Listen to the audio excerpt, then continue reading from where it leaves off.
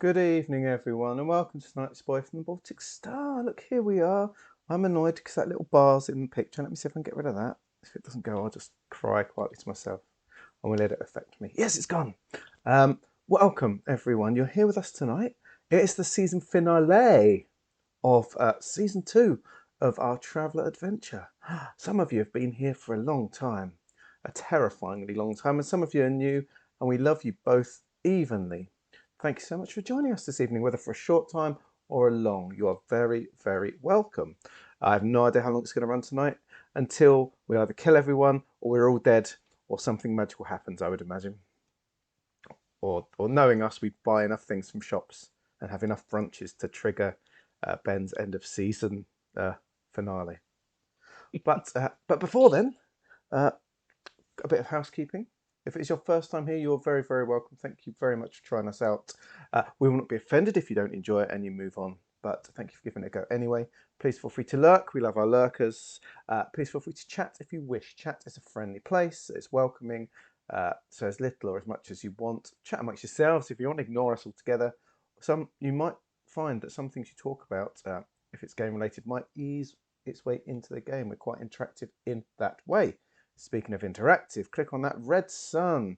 That is the Imperial credits. You can spend some. You're making them. Every second you're here, you're making some. How about that? Oh my goodness, that's really loud today. That is overwhelmingly loud. So yes, there are things you can spend points on, and Anime Jugs has got it right straight away. One of them is We Stand For You, and that's the most important one. Let me put up, there it is. There's ways you can celebrate all of us, which is very nice. There are other things you can do just for fun or to affect the story. You can give us a boon, which is always wonderful. You can name an NPC. Your character becomes canon. And as we all know, if I say it's canon, it's canon. So that's good. There's times where we might toast a fallen barman, friend of ours, which there's a chance to do. But if you don't have many credits, but you want to join in a toast or you agree with something, I'll drink to that is always 1 credit. So you can get involved for very little cost. And that's what we want to do for you folks. And we like it that way. I think that's everything with regards to that. Feel free to spend the points as much or as little as you want. Just bear in mind that those ready pink sound ones do cut through every single thing we're saying. And if someone's in the middle of a really important sentence, might not be the best time to do it. And all because the lady loves milk tray. But that was perfect timing, Ali. I couldn't have thought of any better time. Also, bear in mind that my dear colleagues and comrades, they can't hear this because they're not watching it through the OBS thing that I am. So they only know something's happening because in the bottom left-hand corner, a little thing comes up. So if they seem to miss what's going on and keep talking, it's not their fault. It's just the way it's set up. Speaking of setup, let's talk about these people you see on the screen. And we'll introduce ourselves before we move on. My name is Luke. Hello, I'm in the bottom right-hand corner. I'm in a hoodie that's coming off soon. The guns are definitely coming out because it's heating up by the second. I'm next to my heater. In fact, I'm going to do that now as a special treat to everyone. I play 2 characters in this game. I play Kara and I play Soraya. And if I can get the graphics up properly, let's do that. For anyone that's new tonight, just in case. You may have noticed we're not as slick as some channels, but that's on purpose. We could be slick, but we choose not to be because everyone's trying to be slick. Let's do it different, right? We want to be welcoming, not slick. You can't be welcoming and slick, I feel. Is that canon? That is canon. Put it on a t-shirt. You can't be welcoming and slick. So I play Kara. Let's see. There she is. She's a human artist. She's sort of our talky person. She's smart. She's educated. The expensive way. She knows her claret from her Beaujolais. She's a chatter, a carouser, IT, photographs, all that sort of stuff. Put her in combat, she will die. So I try to avoid that. Someone that may last longer is my other character, Soraya. Soraya spent 12 years on her own in a small ship flying around, scouting places out. So her personal skills aren't necessarily the best, but she's a good drinker. She loves her sport, and she's a jack of all trades. If you see that in the top right, that means she can do pretty much everything kind of okay. So she has fewer skills than everyone else, but if we're short of an idea, Soraya will give it a go. And it's only ended in death once before. At least. But he's still sadly missed. Next to me, in his home away from home tonight, is my brother from another mother. The housewife's favourite, of course, so cue the swooning in the cheap seats. It is the wonderful Ewan. Good evening, Ewan, and how are you? Hey, Luke, I'm good, thank you. Very good. I'm pretty sure we only have cheap seats, don't we? We haven't branched out into elective seating for those who pay more. Did I miss that memo?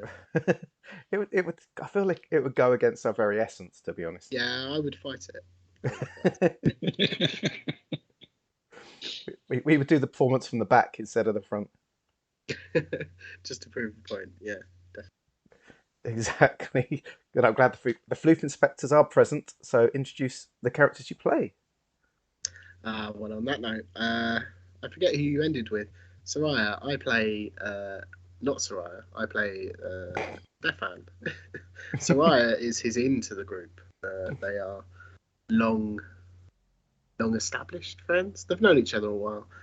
Stefan is a sneaky, roguish type character.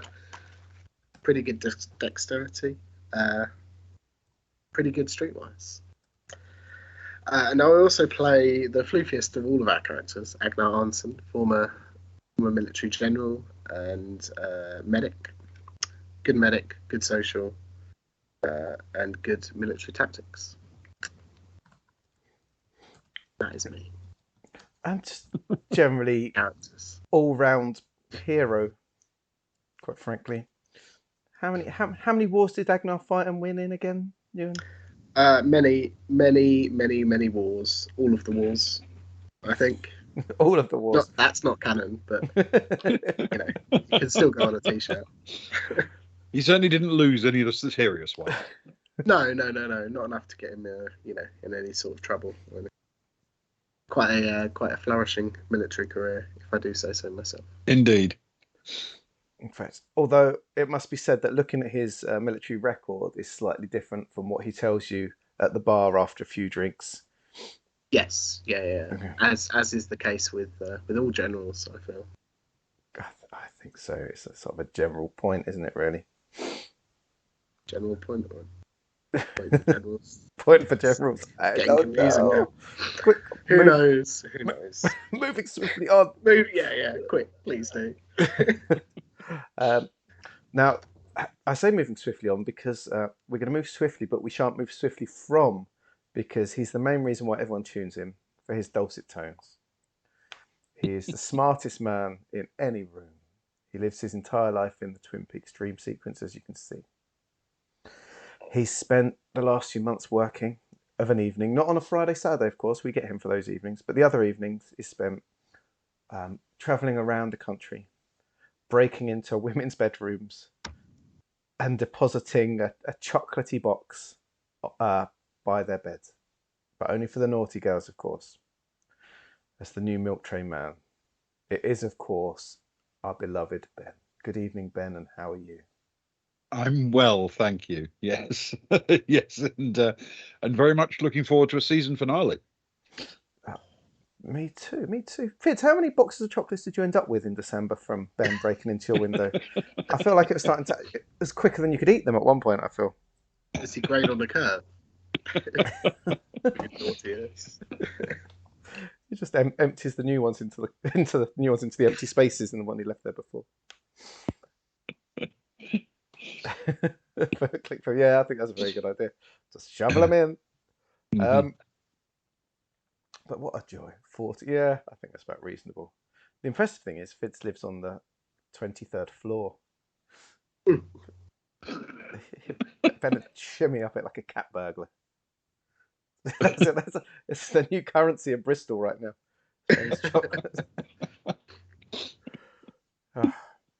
Well, I'm excited, Ben. It's the finale. It is. I feel like Ewan looks pensive. Ewan, are you feeling nervous? You were talking about a new character earlier. I was talking about two new characters. Oh, no. I was saying that Ben has that sparkle in his eye.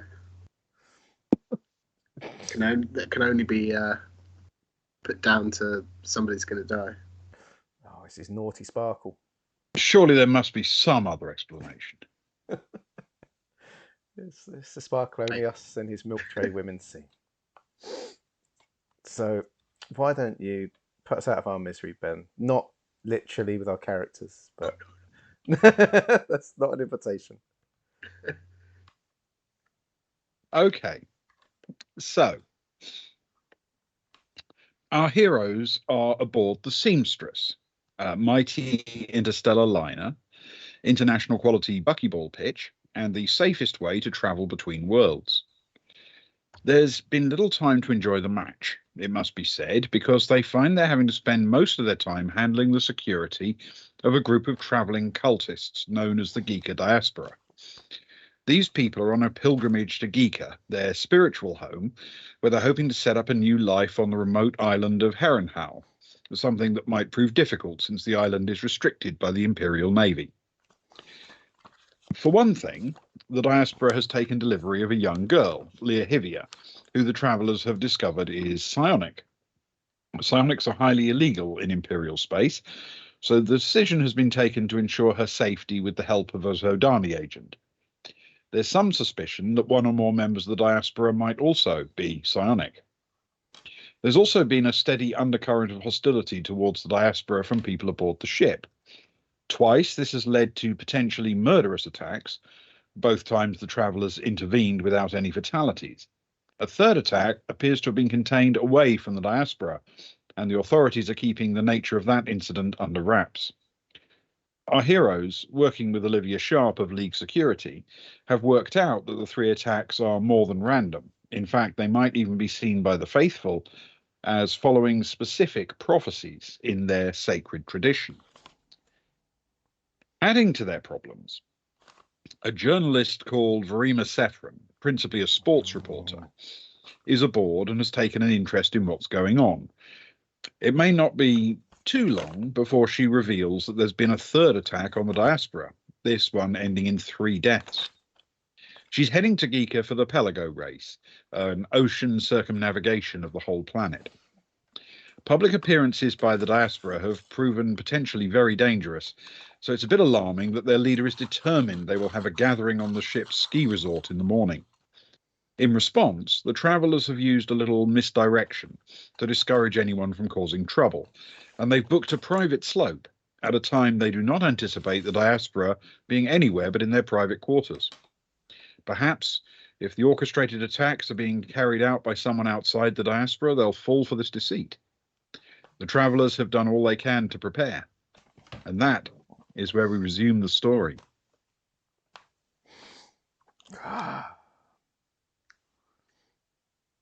That is true. So, oh dear. We need to establish a few things. First of all, is there anything you guys need to prep during that night in the run up to the morning event? Because as you know, you have a slope booked for later in the day, but you're planning to have the actual event in the morning. So you do have a few hours, or is this a time to basically just rest key personnel and make sure they're up for it when needed? Oh, go on, Luke. No, what do you feel? You probably could say the same as me. What are you feeling in your waters? I definitely wasn't going to say the same as you. It had nothing to do with my waters. Agnar is definitely going to go to the medical facility because he had a Sharp had said that she would send a word and he could potentially pick up some more med kits.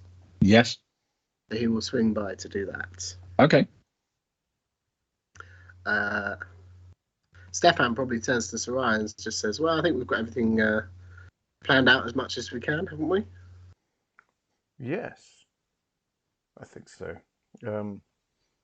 Soraya's tired. I think it feels like everyone. We've only had like 2 nights there in the 7 months we've been playing this part of the game. But to me, it feels like there is tiredness around because everyone's having to do their sort of 6-hour shift. Then they're sort of hanging around for too long. Then something happens, and then someone's grabbing a couple of hours before some idiot drags them out of bed for something, and Yeah, all hands get called to action, don't they? For every time something happens, not really just been your shift and that's it. Definitely.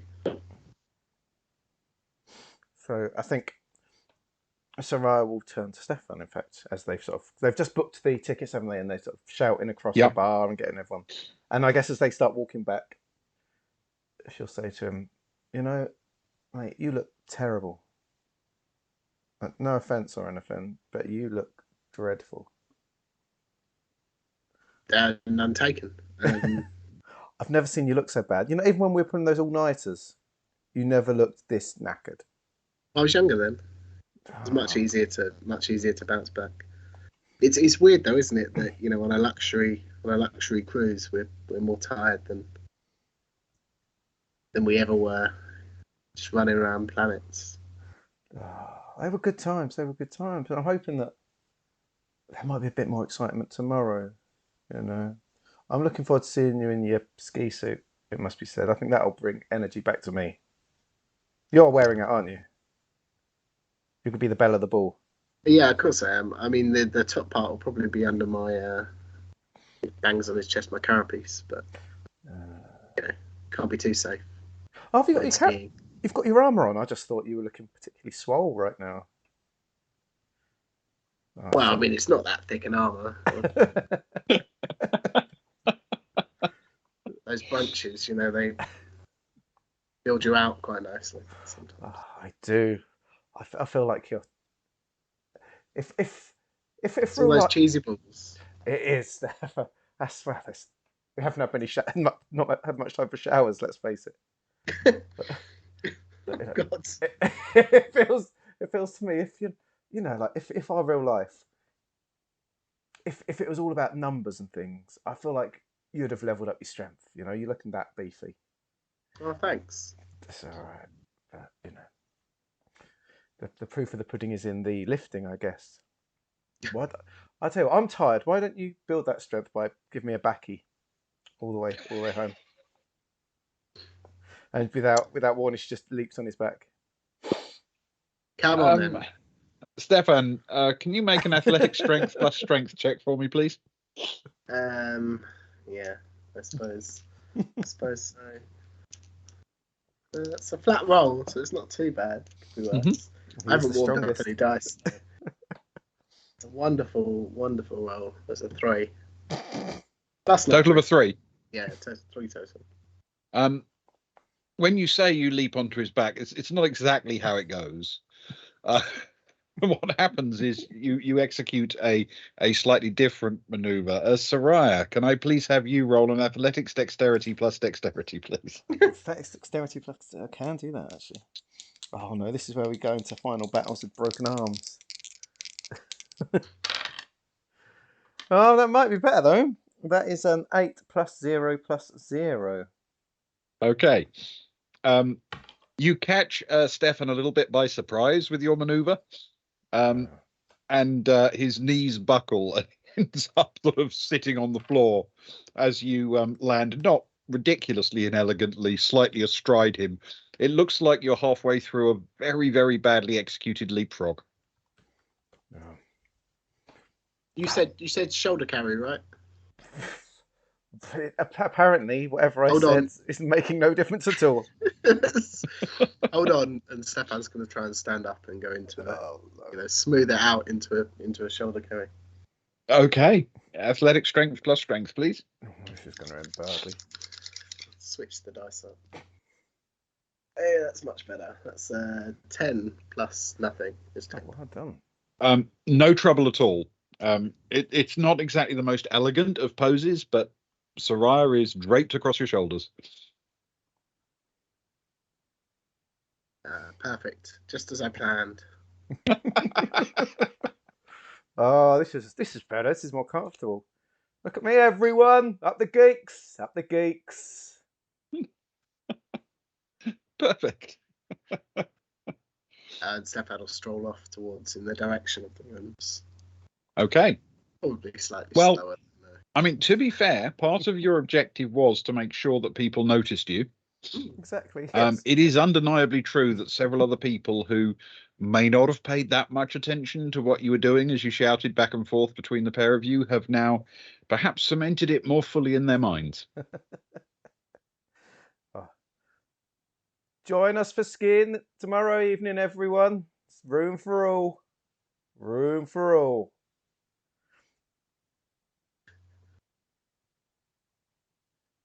Okay. Now, Agnar had a mission to undertake, is that right? Yes, Agnar will make his way to the medical centre. Okay. On your way, can you roll a streetwise with intellect for me, please? Not Agnar.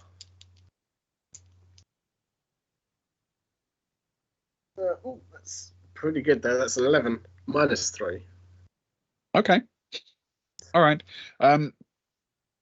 As you go, I mean, Agnar is a relatively distinctive person. Varga are not that uncommon, but because they are principally distinguished by the color of their body hair, they're quite distinctive. People can sort of spot one from a long way away. So you've been involved in a few incidents, and you do notice a few people paying attention as you go, but nothing looks particularly unfriendly. Nobody seems to be following you or anything like that. And it's only 20 minutes or so before you are standing in the medical center. Hello there. Hi. Approach somebody. I guess, is there a desk? Yes, absolutely. Hello. I'm not. It's not an emergency. I'm not in any hurry. I believe that chief of security officer Sharp, Olivia Sharp, called ahead. She said that I might be able to pick up some medical kits here. Yes, indeed. Yes.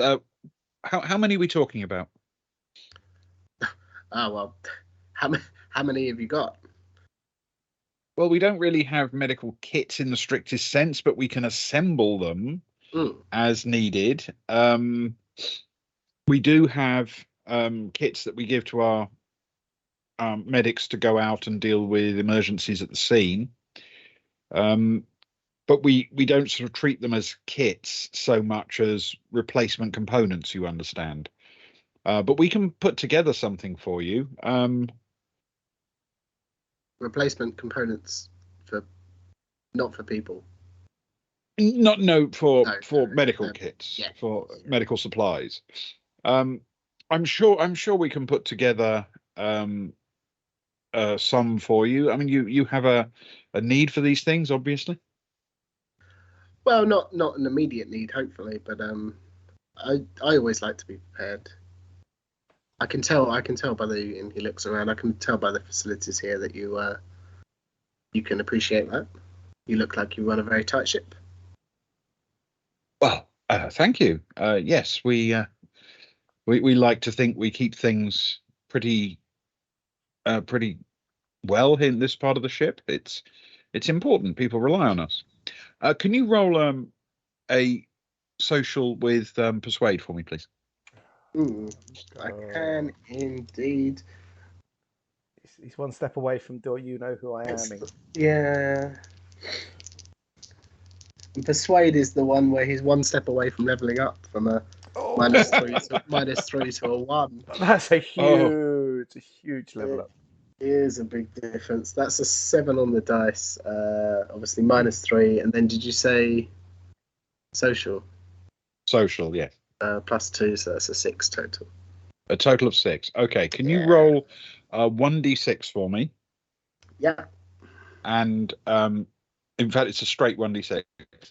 That's a 6. A 6. Okay. She thinks about it for a moment and she says, I can probably assemble 4 of them without cutting into our immediate supply needs. Yes, that's perfect. I wouldn't want to deprive you or your passengers here of any care or the ability to give care. Thank you. I'll take them all. Not a problem. I'll set someone on doing that. It'll probably be a few hours. shall I just send them over when they're done? That would be wonderful. Yes, if you could send them to my room in a few hours. There might not be anybody up, but just leave them.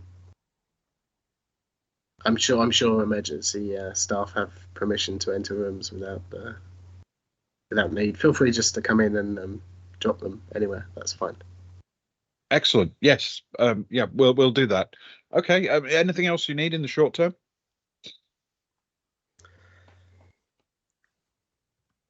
Now you've got me questioning myself. I don't think there is. Thank you, but it's a very kind offer. You're very welcome. Well, thank you for popping by, and I hope we don't need to see you in a professional capacity. Touch woods. He'll tap on his head and give a nod. Walk away. Okay. Head back to the room. Excellent. Right. Anybody else doing prep work for the morning? There's one thing Cara would like to do, please. Yes, of course. She wants to make sure she's alone in the room, Yeah. the cool room. Oh, Agnar's getting a boon. Did you see, Ewan? Yeah, I was just typing back. I missed it because of the delay in chat, but he will definitely use it tonight. I feel. Thank you, Ellie. I suspect it may come up. You never know. Good Don't work, say that, Ben. Gaz. It's all right when I say it, but not when you say it. Exactly. It's a bit more nerve-wracking at that point. She wants to make sure she's in a room by herself, and then what she wants to do, she wants to pull out that device that we got from Stellar Nest / March Temple. You know, the one that she was going to. And so we worked out that it's got a little mic. That was where it recorded, wasn't it? There was a mic in it that we could speak into. And so she's going to make sure there's no one around. And then she's going to say into it, the Pope has decreed we're all going to the ski slope tomorrow. Is tomorrow the time? ? Well, she says it. ? Is tomorrow the time? Is tomorrow the time? We're ready if you are. Okay. All right. You get the little indicator that suggests the message has been sent. Cool. Fantastic.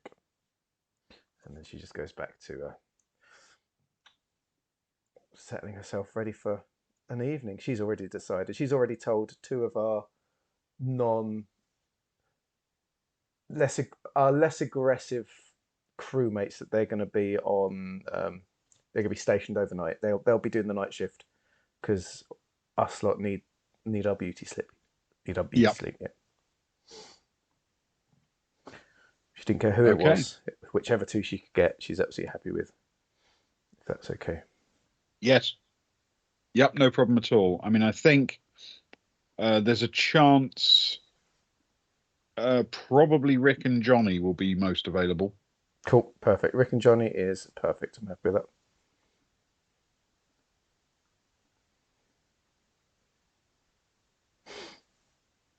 Okay. So, anything else before you curl up in your bed? For me, nothing. For you? No, nothing. No, I'm worried that Ben keeps asking. Yeah, what am I forgetting something? What have we forgotten? Did I leave the oven on? Yeah, exactly. No, I think my two are good now. Okay. Oh, what have we done? What have we done? Ben, question mark.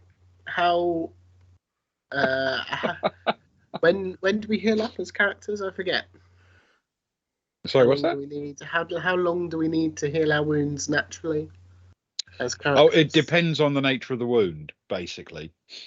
You heal up over a period of time, and that can be accelerated with various forms of medical treatment. Mm.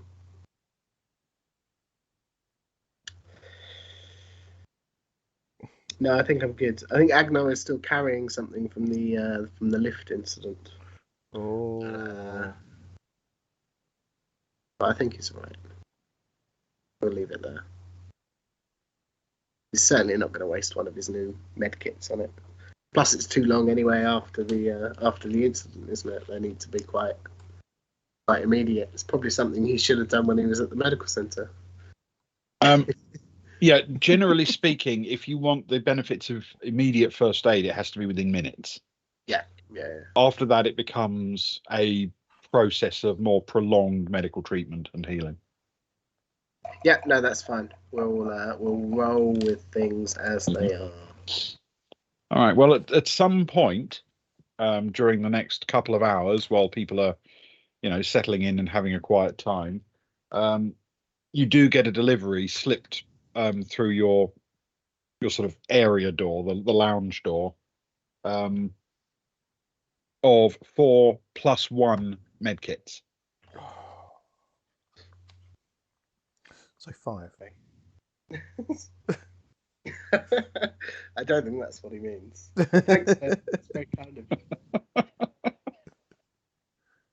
you. Oh, useful. Very, very useful to have. I think I'd rather have the 4 + 1 ones. Than Yeah, I the think they're 5 flat ones. Yeah. Yeah. Perfect. I've jotted those down. Thank you. Okay. All right. So the morning comes bright and early. As soon as you guys start to get up, you can already sense there's a lot of excitement among the diaspora. There's a lot more moving around than usual. And people who are part of the group but haven't been very much front and center are definitely getting rounded up and formed into a group for this move to the rear of the ship.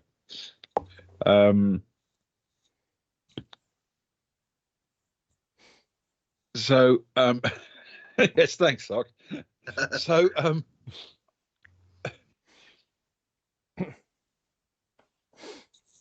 they look as if they are, in fact, it's becoming increasingly clear, they are expecting basically to just go completely mob-handed in one big gaggle. And it's literally everybody. It includes the little girl, Leah Hivia. It includes every member of the group.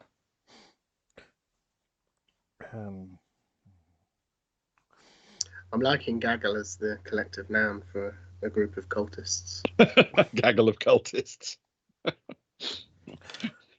On our way down, Sarai grabs Stefan to join her on the way down if he's happy to. Mm-hmm. I mean, you can try. Stefan's been up for hours, getting a ski suit on, having the ski Sunday theme. I like practicing in his room. He's raring to go. He's raring. Stefan, can you come down with me? Can you come down with me? I've got a feeling that we might need to come up with a way to maybe ensure they don't all go as a big gaggle. Maybe we can split them into little groups, or like a crocodile. Like at school where you hold hands with someone you hated and walk in a little group. Yeah, I mean, we still did it as a gaggle, though. I must say, Stefan, you're looking beautiful in your suit. Look at that. Thanks. I just don't have the boots. It is epic. We'll get those when we get there, right? I think that's what happened last time. Exactly. They're expensive though, boots. Look, what I've got. What? Oh no, I was just gonna say, have you ever heard of this old Terran musician, David Bowie? No. I feel as though the red suit gives off, that kind of. It's a bit shiny. It's a bit red. You should Google it, search it. You'll have to show me something. You have to show me something. Yeah, I'll check it out. Right, come on then. What I've got. I'm going with special prizes for them. I've got these bottles of drink that I've been pouring. They could be our new branded drinks. And if we go down together, you as the Lords of the Feast, will hand out the drinks, be positive, energy drinks for the day, and then maybe you've got you're friends with the Pope and that. Maybe see if they're sort of willing to, go as a group. Maybe they're energy drinks. We're making energy drinks now. Yeah, sure. Well, I say that. All I did, I poured some water, Yeah. and I found I was wandering around late last night, and I found some baggies of strange powder just on some of the benches around the buckyball pitch, and I just poured them in and shook them up a bit. Discarded sugar sachets from Sure. people's Yeah, definitely. That's exactly it. fish lattes. Yeah, yeah. That sounds about right. Okay, cool. As long as I'm not going to get you in trouble. Ah, come on, let's see. Plausible deniability. Exactly. I won't tell you anything I don't know myself. Let's go down and you can see if you can maybe split them into groups. Even if it's just 4 groups, it might be going over every however 10 minutes. It's slightly less aggressive, isn't it? Yeah. Maybe. Yeah. Oh, Let's give it a go.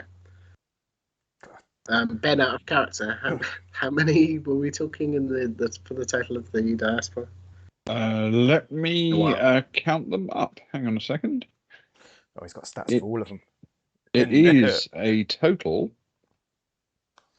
of 1, 2, 3, 4, 5, 6, 7, 8, 9. A total of 9 of them plus Leah Hibia, so 10. Oh, cool. Oh, that's not so bad. Wonderful. So yeah, I think we can manage. If we could get them in pairs, that'd be perfect. Yeah. But, yeah. Even two groups. Even 2 groups would be better, wouldn't it?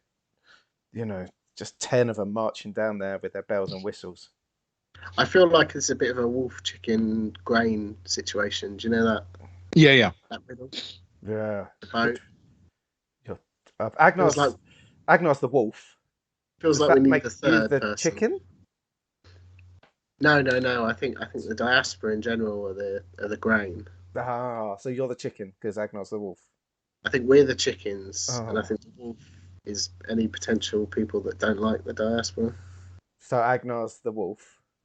If I remember the riddle, it's the chickens who don't like the grain or like it too much. Yeah. Yes, that's true. So yeah, maybe we're the wolves. Maybe the wolves up the wolves. Surrounded by chickens. I am hungry like the wolf. Can we get some brunch on the way? Of course. Have one of these drinks. It'll keep you awake for hours. Thanks. He says very cautiously. Okay, anyway, let's go. Let's go see if we can split them up at least, and then that's the first part done. Exactly. There's no point talking about wolves and chickens if they all just want to go together. Well, we certainly can't count our eggs until they're hatched, can we? Exactly. Oh, that wasn't one of your cracking jokes. Oh, God. It's all gone horribly wrong. It has. Finale part 1. Okay. So the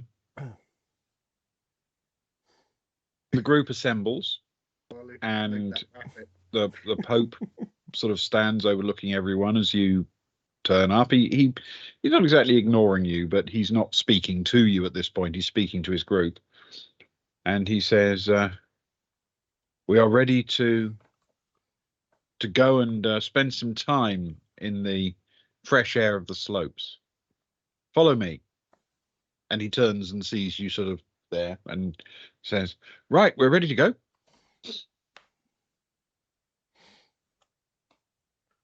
Perfect. We were my friend Soraya and I were just wondering if you might be willing to humour us in the what are we on now? The third day of brunch. Traditionally, each group sets out, normally in groups of 3, to the desired destination upon which brunch will be served. Would you be willing to break up the groups? It's representative of the trials that were gone through by Baltic Star members on the first ever brunch. I see. How far apart do you need these groups to be? I do not terribly far. Soraya? So I was still thinking of the first ever brunch. That maybe we need to have a house on the Baltic Star based around the first ever brunch. We do. We do definitely. Yeah. Some canon that needs to be had for sure. Um, Soraya sort of plays in the head as she starts trying to hand out bottles of drink to random members, whether they want them or not. Um, it doesn't need to be far. Like merely, if I remember correctly, there was something in the first brunch about the trial of 100 cheesy balls. So I think 100 meters feels suitable. 100 meters is only a minute or two apart. That's fine. It won't slow us down at all. Whatever you wish to do is fine. Oh, We, wonderful. perfect. Um, we just want the day to be a wonderful and enlightening and glorious day that Okay. we can all enjoy. And how many groups? Well, if there's one of us with each group to make up the three, that would be 5 groups. Okay. Does that Yeah. sound right? Oh yeah, Do you because want less? we'll have Zoe with us, won't we? So yeah, 5 is perfect. Us 4 and Zoe. Then we would need a potentially a 6th. I suppose the bailiff could fetch brunch for us. Right, I believe we have planned for brunch, in fact. So yes, that would be a perfect job for the bailiff. Okay. All right. So, um, how are you going to go? So we will put the Pope in the first group. Yep. Who's leading the first group? Oh, it has to be Stefan. He's the one that has. He's the one that nearly joined. Yeah, go on then. The Lord of the Brunch. Okay. Who's on the second group? Who's of note in these? Because I know we've got some random people, and then we've also is Marcus one of them. Marcus will probably go in the middle group, the third group, I would think. And what about Hivia? She will go in the first group with the Pope. Yes, makes sense. And who's the other one that's chatted with us? Big Dave or whatever her name was. Tall someone, wasn't it? Do you mean Tall Vanessa? Yeah, Tall Yes. Vanessa. That's who we mean. I think Just making you Tall Vanessa will probably go in group 2 with Tim 3. Oh, Tim 3. Strong group. Saraya will look up and down. She said, "I'll go in group 3 with Marcus. Keep a close eye on that fellow." Okay. Make sure his faith So- doesn't waver. So, sorry, who's leading that one? Is that Soraya? Yeah, Saraya in group 3.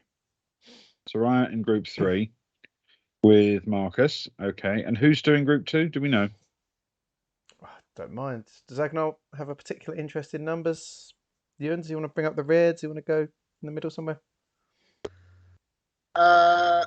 He would probably go somewhere in the middle. Ish. It's not Ah. fussy, but he'll go somewhere in the middle. Being a general, I thought it was going to be bringing up the rear, but I guess... Well, I mean, it would make sense, but they're 100 meters apart, so That's somewhere true. in the middle feels like you could get either way. Medical attention was needed. That is true. That's true. Why don't you go with Tall Vanessa then? I'm sure she'll get on splendidly with you. Okay. Agnar it is. Cara will go 4 because I feel Okay. like she shouldn't be Yeah. at the back necessarily, which would make Zoe number 5. Okay. Cara will be with Blonde Vanessa. Ah, good choice. Good team.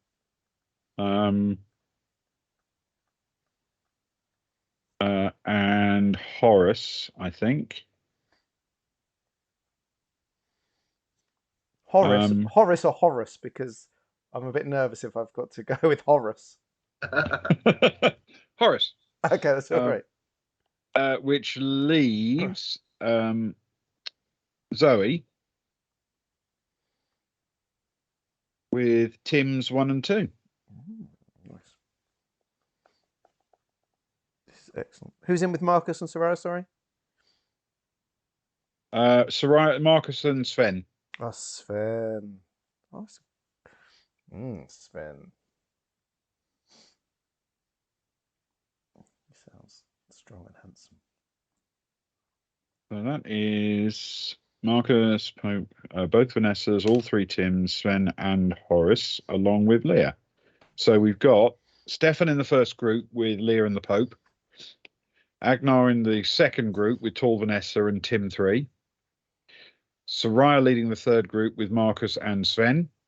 Cara leading the fourth group with Blonde Vanessa and Horace. And Zoe in the final group with Tim's 1 and 2. Ah, Tim.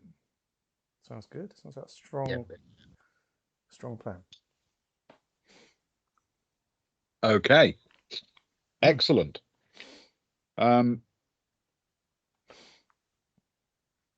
As you're sort of in the process of organizing this, because it's principally Stefan and Soraya who are actually doing the organizing of this, aren't they?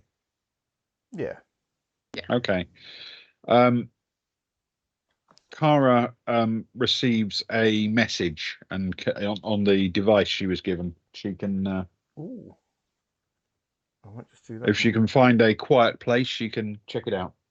Well, it's good because she's the last one to leave the room because she was about to vlog her get up for today for her fans.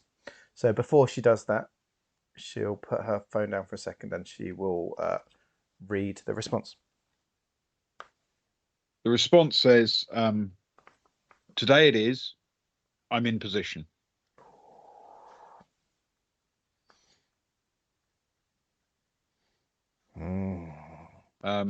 And then there's a sort of a message, I suppose, 4 or 5 minutes later, which reads, get them between slopes 7 and 8, halfway down. Okay.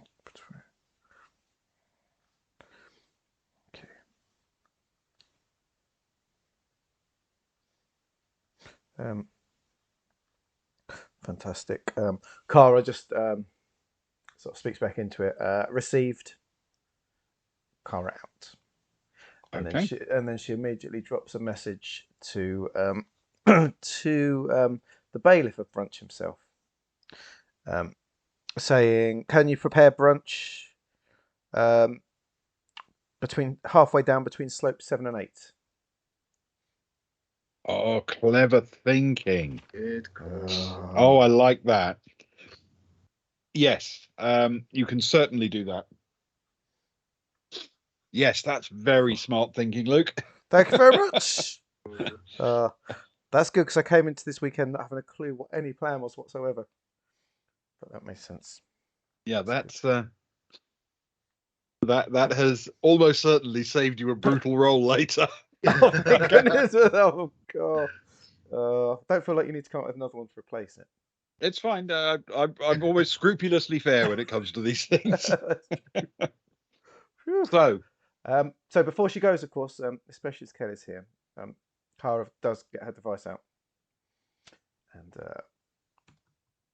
realizing that it's there could be something quite serious happening. It feels big to her, and so she pauses, and then she flicks on the screen and says, "Hi, this is Cara Alaska, and I'm here on the Seamstress, just showing my outfit for today.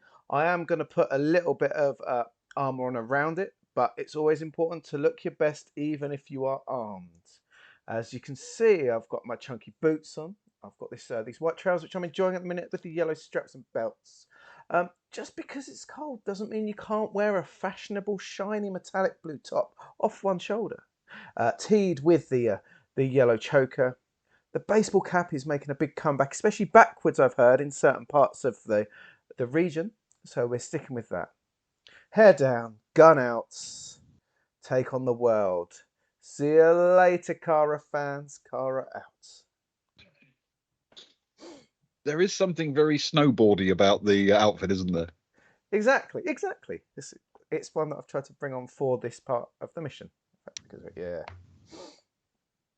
In fact, look, her and Stefan next to each other look like they belong on the slopes together in slightly different ways. Yes. Okay. Excellent.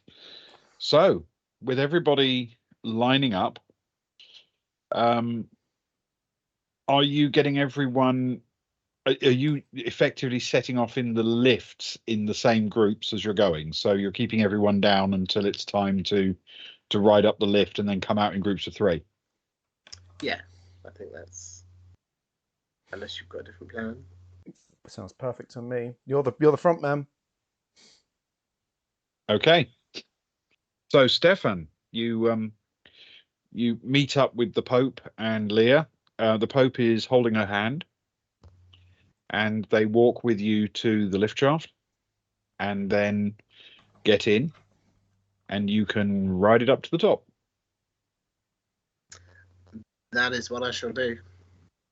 All All the right. way up, Stefan is sort of waiting, biding his moment, and then part way up he'll just. So I don't know if either of you has skied before. Obviously, I have. But for, if you want any tips or pointers, feel free to ask. I know you're not overly interested in the actual event of skiing, but if it happens later, I'm more than happy to give out a few lessons, a few pointers. I don't know that we'll be doing much skiing, but perhaps after we have our gathering, some of us may wish to. That's a kind thought. Oh, but it's my pleasure. How long will the gathering take roughly? Is there a speech, a ceremony? Not a formal ceremony, but I suspect it will take no more than a few minutes once we're all gathered and settled. Then it will become more informal, more social. Yes. Of course, that sounds wonderful.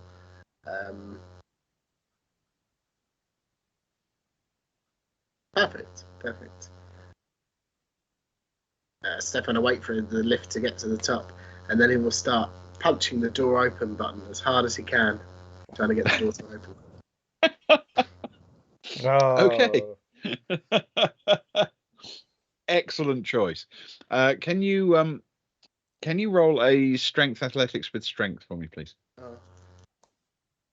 Can I get unarmed melee instead of? You know what? You can. Absolutely. Why not? It's a 6 plus 1 is a 7. All right. However impressive you intended that to look, as sort of impatience or whatever, it does not look impressive. It looks like you've just randomly sort of like stuck your arm out to try and punch the wall, and it barely made contact. Okay, wonderful. But then he will. I'm assuming the door actually does open eventually by itself. The door does indeed open. Shit. Yes. He'll hold open. He'll hold open the door and gesture to the 2 members of diaspora to after you. Okay. They step forward. The Pope striding reasonably confidently once he's remembered which way is aft. As you can imagine, it's a reasonably busy concourse, not heaving with people, but there's a lot going on. So it takes him a moment to orient himself, and then he begins walking off towards the ski slopes, still holding Leah's hand. Wonderful. Stefan will join them in for what is Stefan quite close quarters, I suppose, and just keep an eye on the crowds and try not to make too much conversation and distract away from keeping an eye out for any suspicious activity. Okay. All right. Can you roll for me your choice of streetwise or recon with intellect, please? I certainly can. I always forget what his recon is. It's probably not as good. So we'll go with streetwise. And intellect is not that. That is an 8 plus 0 plus 2 is 10. Okay. All right. As far as you can tell, there is no unusual attention being paid. None whatsoever. Okay. You start to make your way. You're probably a good third of the way to the ski slope before Group 2 rides up in the lift shaft. And because, you as you say, you're leaving 100 meters, maybe a minute or so of walking through a crowded area like that. Yep. So Group 2 is Agnar plus Tall Vanessa and Tim 3. Forgotten this is me again. Perfect. Into the lift. All right. I need to find a good Christmas outfit for Agnar. You make your way up the lift shaft again. In actual fact, the fact that you're leaving these gaps between the groups means that nobody has to really wait for a lift. When it's time to go, it's already waiting for you, which is one benefit, I suppose. You get to the top and set off in the same direction. Because of the distance you're leaving, you don't have any sight of the first group, but you know where they're going. Yeah. Is it quite busy? Not unusually, but there are people milling about in all directions. Pootling, one might say. Oh. Yes, of course. Perfect. Agnar will try and play it. I mean, he's not got the Pope in the group, which I think works potentially to this advantage, but he'll try and play it a lot more casual. Just have some awkward conversation with the two of them. Okay. The pair of them are not that distinctive. Even Tall Vanessa is not that tall, not so much as she stands out. So the reality is that you make your way with seemingly no interest being paid. Group number 3, Soraya with Marcus and Sven. You all right, Marcus? How you doing this morning as they're in the lift? I'm well, thank you. Are you feeling spiritually ready for the day? I mean, as much as ever, I suppose. You must be quite excited. I don't really feel all that excited about a ski slope. But the words to be said on the ski slope, though, surely they'll be wonderful and enlightening and fulfilling and strengthen your resolve once more. The Pope, he can speak quite eloquently sometimes. I don't know what he's going to say, but I thought it would be just a little recap of our journey and the pilgrimage. We didn't really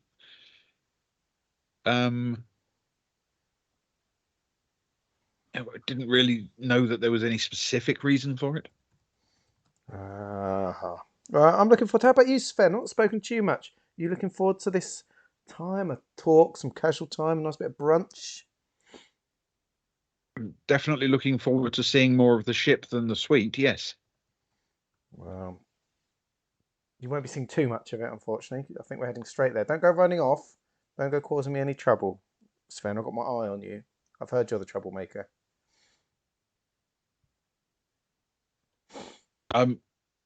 Okay. And she's happy just to go up in group 3, if that's okay. Yes, absolutely. Okay. So as you lead group 3 out, again, nobody seems to be paying much attention. Your strategy of breaking the group up into small units does seem to have avoided any serious attention being paid to little groups. Wonderful. That's good. Things are going too smoothly at the minute. So I keeps a lookout as she goes, sort of trying to sort of make sure. So I'm guessing there's a difference between those getting ready for the buckyball, those just milling around. So she sort of knows what people going to the buckyball probably look like. So she's just keeping an eye out in case, there are other people milling around that look a bit suspicious, I guess, like everyone else has been doing. Yes, there are people getting ready for the match. There are people grabbing themselves some ridiculously unpleasant snack food, much of it mounted on, plastic sticks of one kind or another. So, it's normal morning stuff, really. Yeah. Nothing unusual around. And at about the same time as Group 1 makes it to the lift to go down to the ski slope, Group 4 will head up. Now, Group 4 is led by Cara with Blonde Vanessa and Horace. How blonde is Blonde Vanessa's hair? Almost perfectly white. You've actually encountered her a few times. She was a medic who treated injured people after the hot tub attack. Oh yeah. But she was also the one you spotted out and about who slipped the cordon. Oh. You're on your best behaviour today, Blonde Vanessa. I don't know what you could possibly mean. Is that hair natural? Natural colour? Or because if it's not, I need to know where you get such a lovely colour from. It's natural in the sense that it ended up this way. I used to have a slightly different hair colour. Oh, it'd be lovely to get the name of the brand. It looks so good, and I would love to go to work on Agnar's fur while he's sleeping. It's not really a brand.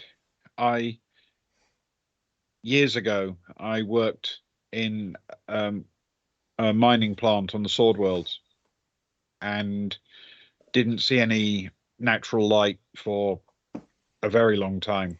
Oh, wow. And we had vitamin supplements in our food and things of that nature, but for whatever reason, most of us ended up with just perfectly white hair. How's your vision going to be, especially with the ski slopes? There's going to be quite a lot of reflected light out there. Are you going to be okay? Have you got sunglasses or anything? Oh, it's been a while since I worked in the dark. You look after yourself. We don't want you to come to any harm.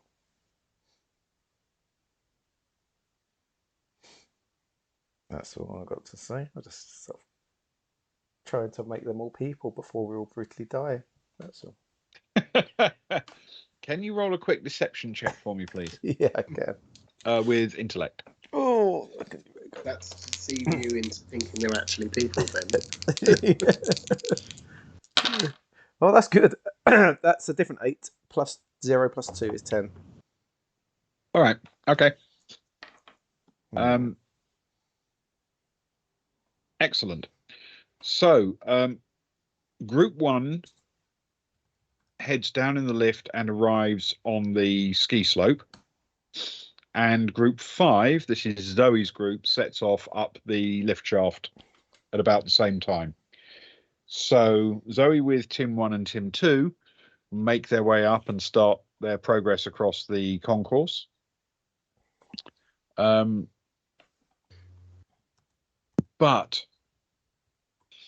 the more interesting thing to talk about is perhaps at the ski slope end. So you come down onto the lift shaft and you can basically choose whether you leave the lift at the top of the ski slope, the sort of midpoint, or right at the bottom. What number slope are we coming into? The message, assuming you've been sent the details Sure. from Kara, Yeah. We share all our was important between information. 7 and 8. Oh, actually, yeah, it doesn't make a difference, does it? Because we booked one out, but not for now. Yeah, exactly. Yeah. That was me thinking, oh, where's our booking? Oh no! Your booking's not for many hours yet. Well, in that case, we'll come out to the middle of middle. Okay. As you get out of the lift shaft, you find yourself in a cavern. That just looks like a regular ship's compartment, really. It's large and roughly circular, with radiating passages that lead out, which run to the flanks of the ski slopes. So one passage will say, slopes 2 and 3, and the next one will say 3 and 4, and the next one will say 4 and 5. You see what I mean? Yeah. So if you get out of that level, you can walk down one that literally says 7 and 8.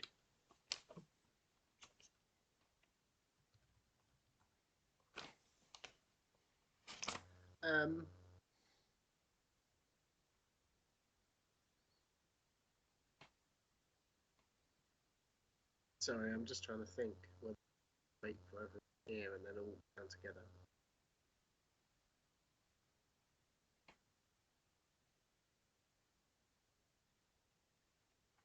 Let's go for it. Let's just walk down. I guess. Is that how Okay. we're playing this? Are we arriving separately to this location? All right. You make your way down the passage. Essentially, for most of its length, it's just a normal, fairly wide, fairly broad ship's corridor.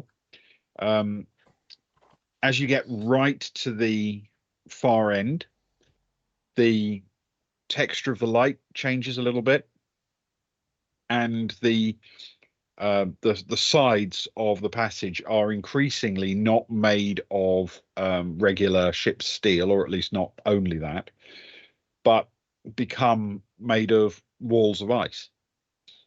And as you keep walking, eventually the tunnel ends literally sort of sticking out of the side of the slope about halfway down in the gap between slope 7 and slope 8.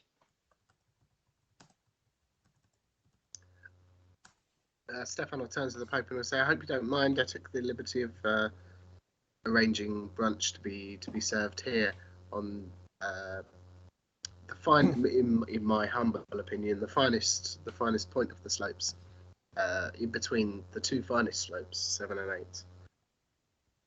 Okay. Gesture out to the scenery. Can you roll a persuade with your choice of intellect or social, please? Oh, Yes, I can. Oh, that's an 11 plus 1. oh, what a time! Good man. Okay. The Pope nods and smiles. Thank you. That's very thoughtful. And you walk out of the end of the passageway.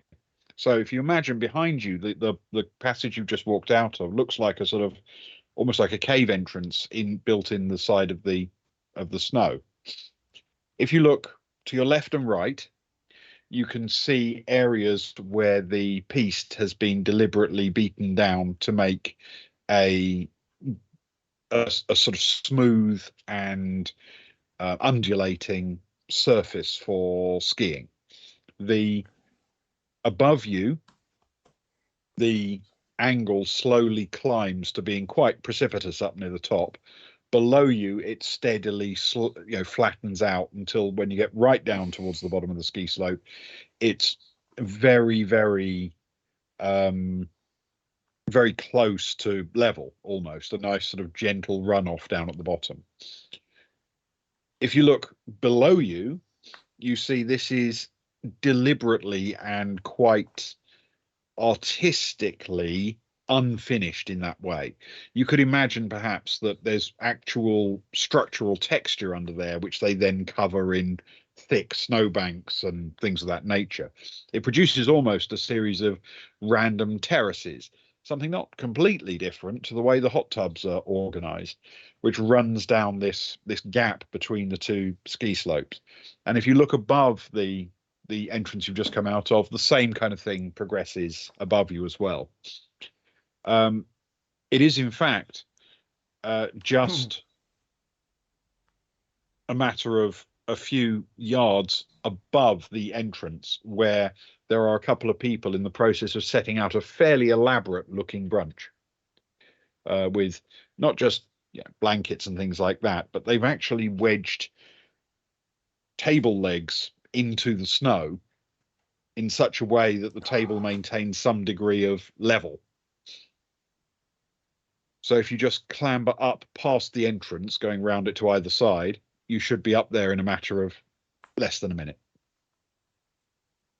Stefan will turn to the two of them and say, "Please, after you, may brunch be with you all." they both nod, and the Pope says again, "Thank you." And they start to walk up the slope. It's reasonably steep and not the easiest thing to walk up because it's snow. Your feet sink in a bit as you go, but it isn't insanely deep, over your knee kind of snow. It's designed for this purpose. They've constructed things well, so you sink in, but only a couple of inches at a time before the snow gets considerably more dense.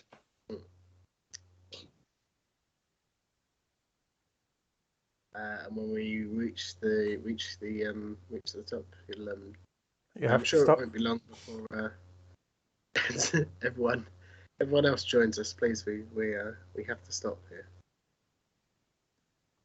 Apparently. Okay, they settle down. There are some seats that have been planted similarly to provide a degree of level stability. It isn't the most stable environment to be, but the people who set this up, they're used to it. They're able to structure this kind of thing reasonably well. Stefan, I say if you'll excuse me for a brief minute, I'm just as is tradition with the third day of brunch, as I said before, the actual first ever Baltic Star brunch, there was quite a horrific poisoning incident. So it is now my duty to go around and taste every item of food, just a small amount, to ensure that no harm has come to the meal that we are about to partake. I'm sure it's been fine so far. Still standing there. The Pope nods and says, "Well, if you insist, can you roll a persuade for me?" Yeah, sure. I like how we haven't played it out in canon yet, so you're not sure whether to call for a persuade or a deception. That is also pretty good. That is a 9 plus 1 persuade. Yeah, he actually looks not just willing to let you, but actually quite enthusiastic that you're taking security this seriously. Who wouldn't be? And then Stefan will go around. Oh, sorry, Kelly, I missed it again. Stefan will go around and just take a tiny parcel of each dish and drink, and just make sure that it's consume some, and make sure that it's safe.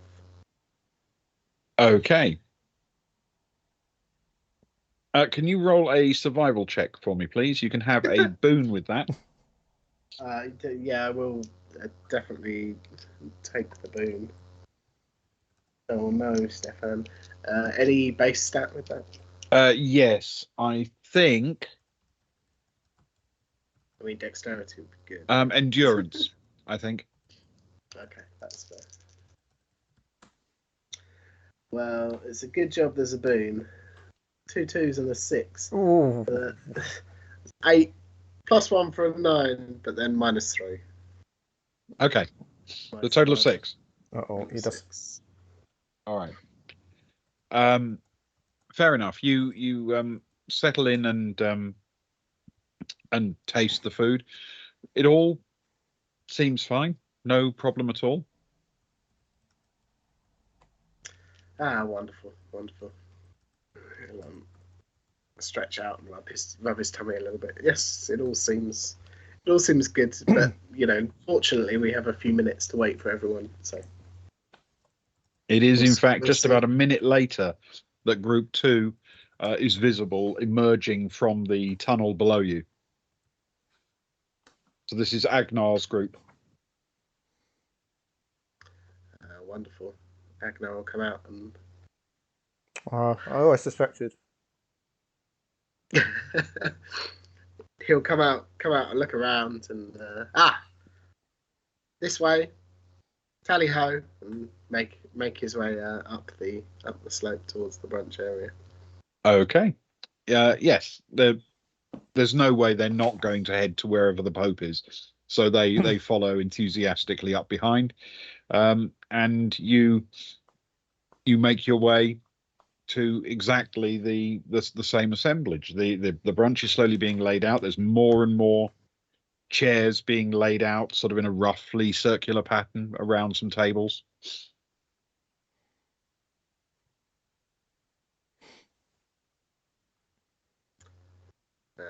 Wonderful, and he'll say, we made it. I said we would. Please take a seat. This looks like a lovely spread. Get ready for. I hope you're all hungry, worked up an appetite on our hike. Okay. Yes.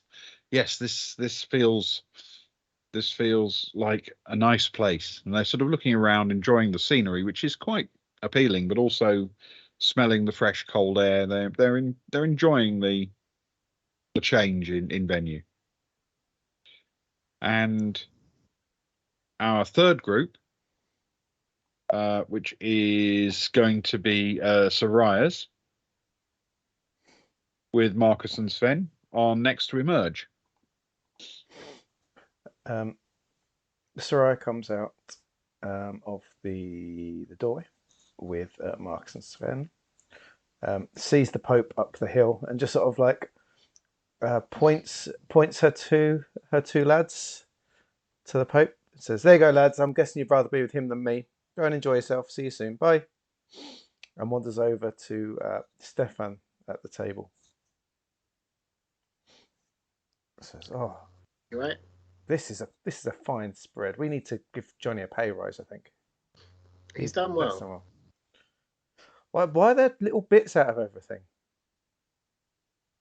Oh well, I was telling the Pope about the first ever Baltic Star brunch and the poisoning incident that happened, and he'll wink. That it's now my duty to test all of the food, to make sure it's safe for consumption. Stefan, since that first poisoned brunch, you really have taken it upon yourself. You've become a learned man with brunch. It feels like you know all the ways that brunch foods have been sabotaged over the years, including gluten-free and vegan options. Why are you saying this? Why are you saying this so loudly? And he'll point to his left eye that's still winking. Like, I've got time. Why don't you tell me about what you've learned in that time?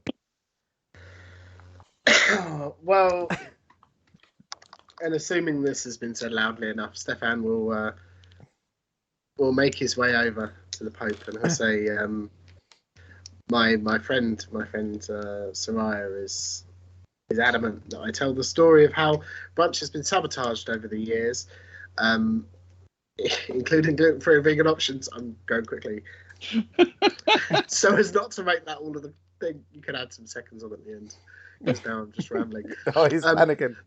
The first time it happened was, in fact, not on the Baltic Star, but many years ago. I forget the exact year. Back on Terran, the first saboteur of a brunch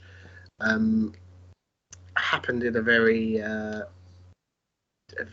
high societal establishment. Agno is more familiar with the history than I am, where the gluten-free option was not in fact gluten-free. It was in fact it had extra gluten in. I don't know how you make a bread with extra gluten, but they packed in some extra gluten. There were 5 deaths 6 hospitalizations. Agnar has read the medical reports, and he has the medical reports. Much more dangerous than the actual first saboteur of the Baltic Star branch, in which just a mild case of hallucinogenic poisons were introduced into the mushroom omelets, which was quite disturbing, but much less fatal. And as he's pulled up a seat beside the Pope and is sitting next to him, he would like to try and reach into a pocket of the Pope's and steal something. Okay. This is all on you, Sox, if it goes badly. Right. And he's definitely using his boon from Kelly. Okay. From the boat, So you get a boon. The whole This is finale going goes to wrong. be stealth with Dex, please. Yeah, okay. Make it good. This could go horribly wrong.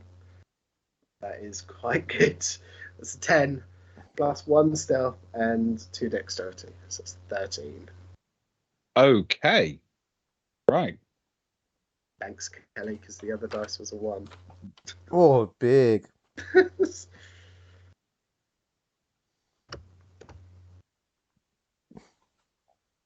Okay. All right.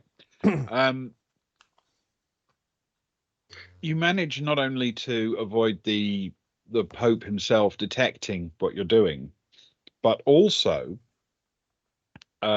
managing to avoid anyone else catching a glimpse of it as you just dart your hand into the pocket of the man's sort of outer robe, and you do indeed just catch something between your fingertips and sneak it out without him spotting. As you pull it away, you glance down and just catch a little glimpse of it in your hand. Not enough time to properly examine it, you understand, but you take a little glimpse as you pull it away. And what you see, we'll find out after this break. Oh. Tension. I hope Socks feels as excited about this as I do. Yeah, she created this tension. But to be fair, I felt bad that I'd forgotten about it twice, so I just grabbed it in where I could. Right, we will take a swift break, and we will be back in about 5 or so. Sure, why not? Let's do that. We might as well. Yeah. We've still got stuff to do, haven't we? A little bit. Right. Toodaloo then. I'll do some music. Hang on. Tuvalu. Toodaloo. Toodaloo. Always got to put my shout out back to you fun to bring you up. And I'll turn me on. See you in a bit.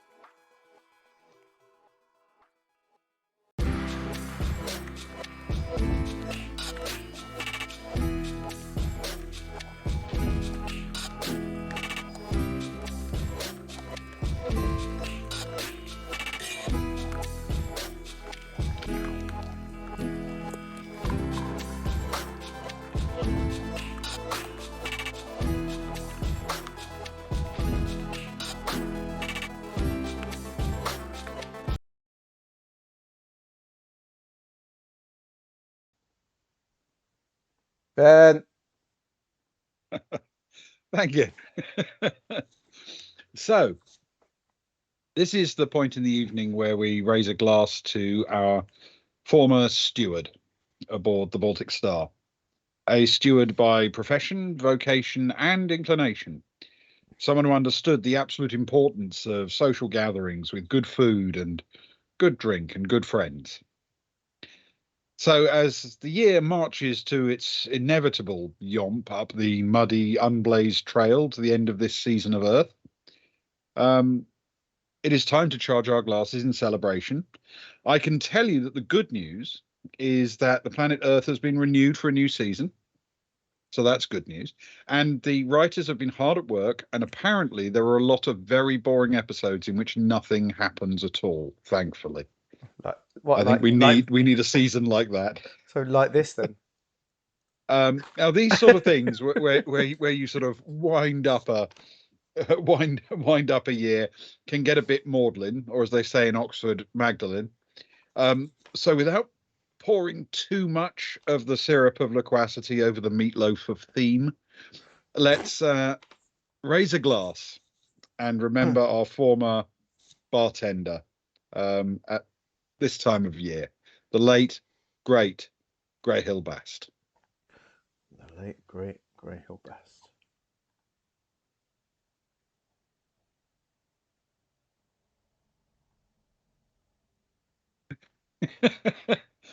Yes, Socks, an Oxbridge joke. Is there anything more Ben than the syrup of something over the meatloaf of something? What was that, sorry? It was a wonderful turn of phrase, Ben. Too much of the syrup of loquacity over the meatloaf of theme, yes. Prime Ben. The syrup of loquacity sounds like the title for this episode. Just... I think the meatloaf of theme might actually work better. Yeah, that's true, actually. So, yes, thank you everyone to Grey Hill. To Grey Hill.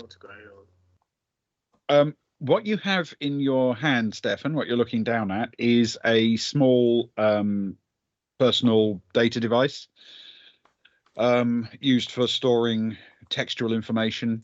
It could also store potentially video or sound information, but this one has what is clearly the beginning of a speech on it.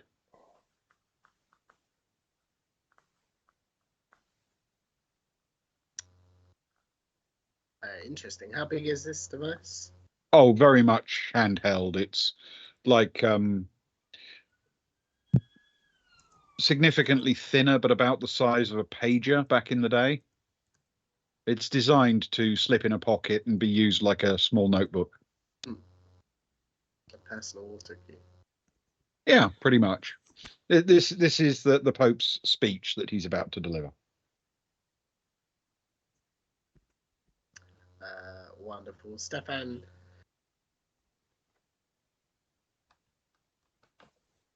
slips it into his pocket, pats the Pope on the back and says, thank you for humouring my brief history lesson. An explanation as to why it is so important to sample the foods before everybody else on this, the third day of brunch. May brunch be with you all.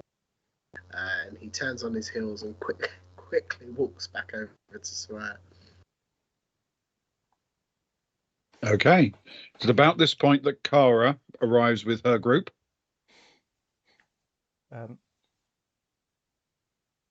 As she makes entrance, she pulls out her device with blonde Vanessa and Horace. And before they can say or do anything, she goes, "Hi, this is Kara Lasker, and I'm here once again on the slopes, the beautiful slopes here on the Seamstress. I'm here with my two new best friends, Blonde Vanessa. Say hi, Blonde Vanessa. Hi. And I'm here with the mother's ruin himself, Horace. Say hi, Horace. Hello. Hi, Horace. Ah, look, he's a natural. He's a natural, everyone. we're going to do some skiing. Look at this. She turns the camera around and tries to zoom in badly at Stefan's red suit. The lad's wearing what I've told him. He is good. Remember, give up every thumb is a thumb up for Stefan's suit. Anyway, we're going to have a great time. We'll catch up later. We've got some brunch planned. We've got all the shenanigans happening. May peace be with you all. May brunch be with you all.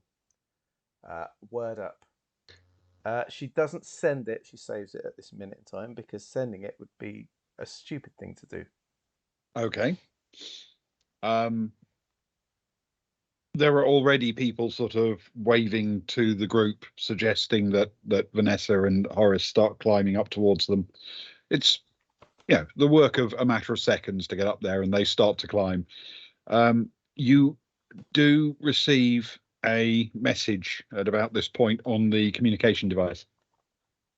Kara sidles over to the brunchly tables where I know Soraya definitely is, and subtly pulls out the device to see what's upon it.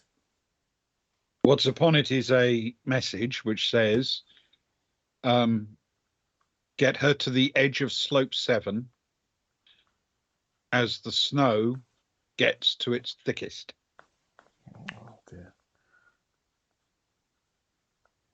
7 as the snow gets to its thickest.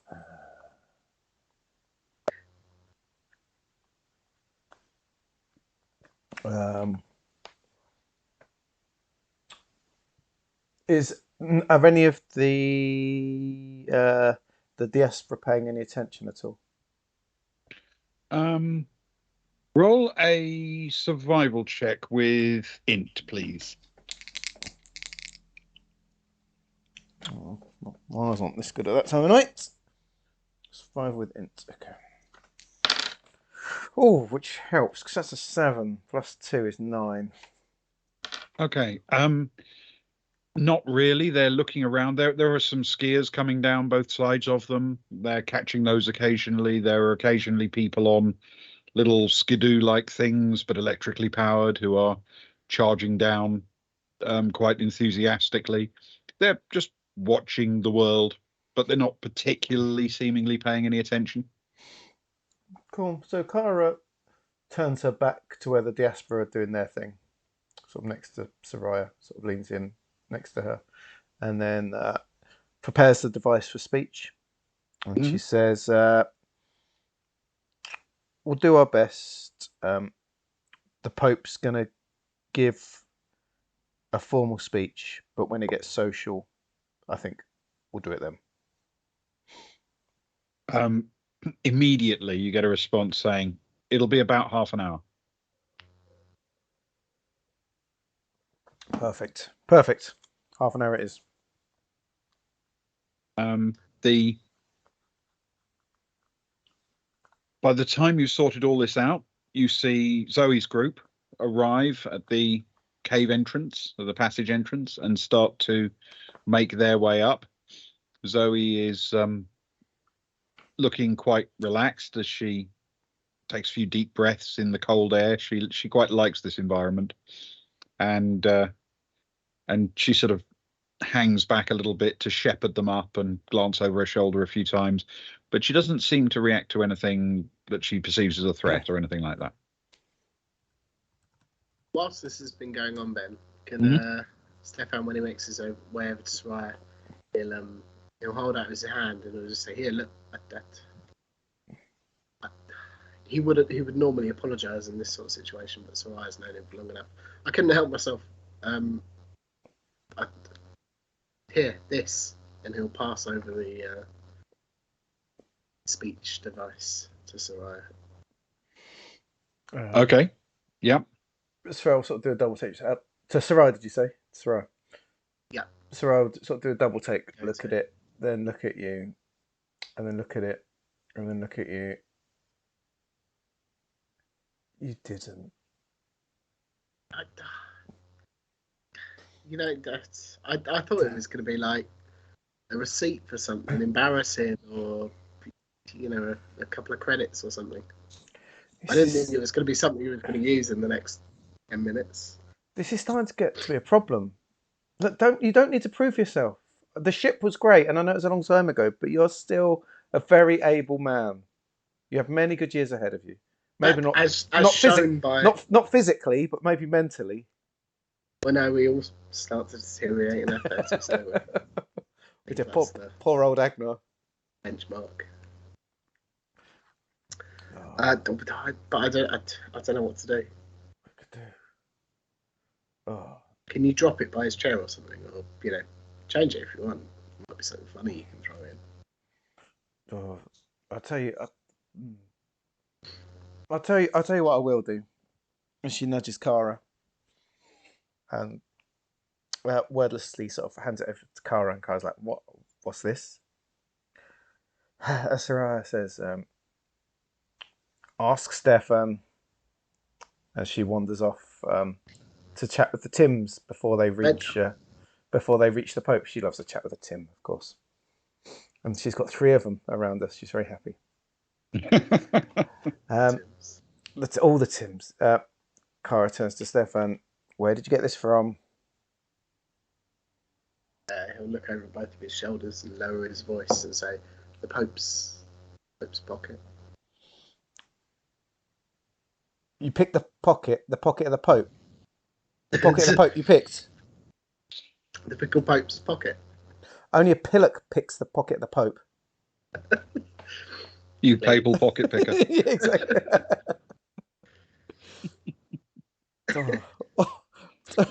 What's the plan? What's the plan then? You papal pocket picking pillock. I mean, we either need to get it back into the pocket, but I can't go back over there after the nonsense that I just babbled, or at least put it in the vicinity or halfway down the slope in the floor. It could have fallen out anywhere. Guess. It is You could true. read it. I guess that's true. I am Alaska at the beginning. That would make a good vlog. Could record it then when he stands up to speak. I'll tell you what. It would also put big finger of suspicion on us, I suppose. Being that your name is Carl Alaska. Well, exactly. It's a bit obvious when I am she, and she is me. Cuckoo, cuckoo. Kara fiddles around in her favourite bum bag, of course, that she always carries around. Ben, you need to look in a book for something potentially. Okay. How big would her tech level 13, page 62, bug be? Uh-huh.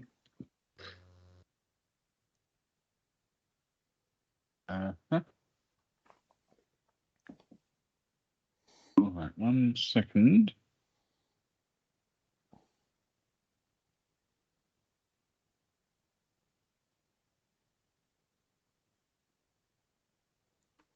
A very good call.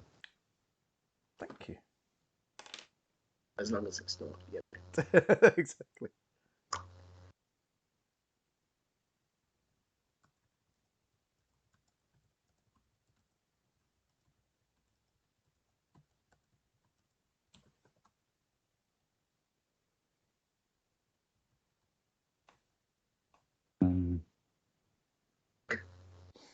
Anyway, how are you doing anyway, Ewan? You doing all right, aren't You asking me or you asking Steph? I'm asking you. Oh, I'm all right. Yeah. That's good. Man. That's good. Stefan's a little bit shaken. I'm still a little bit under the weather. Yeah. It would be so small if it's for close range use, which this one is, that it would be no more. I mean, I'd be tempted to say, think of it as being, in terms of size, weight, and everything else, like the little circle of paper you'd get if you used the hole punch on a piece of A4. Oh, that is good. Oh, I'm going to write that down so that I don't forget it, because I've got another few of these. Hole punch circle. I like it. Now, these devices, is there any way to sort of crank it open, or there's like a battery slot or anything like that? Then somewhere that she could shove it in and close it up without it looking tampered with. In the device with the speech on it, Yes, please. no, they'll be pretty much solid state. You could, if you could find a way to sort of glue it to the back discreetly, that wouldn't be impossible. Mm. Are they self?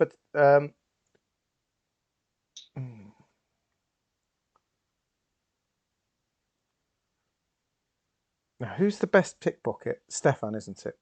Are we saying Stefan's Almost stats? certainly. Kara holds up her tiny little bug on the tip of her finger carefully.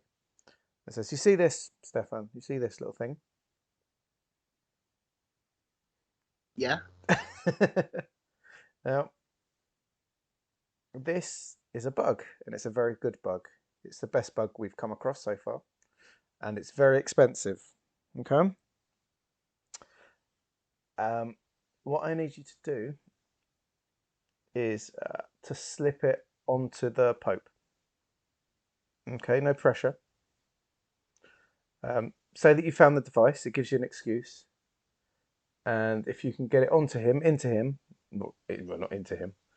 No. I mean, I'm good, but I'm not that good. If you can get it onto his body, you remember what Fess did to me? Fess! That's what we need to do. We need to fess him. We need to fess him right up. Okay. Because it doesn't matter necessarily. Yeah, slip it under the tongue.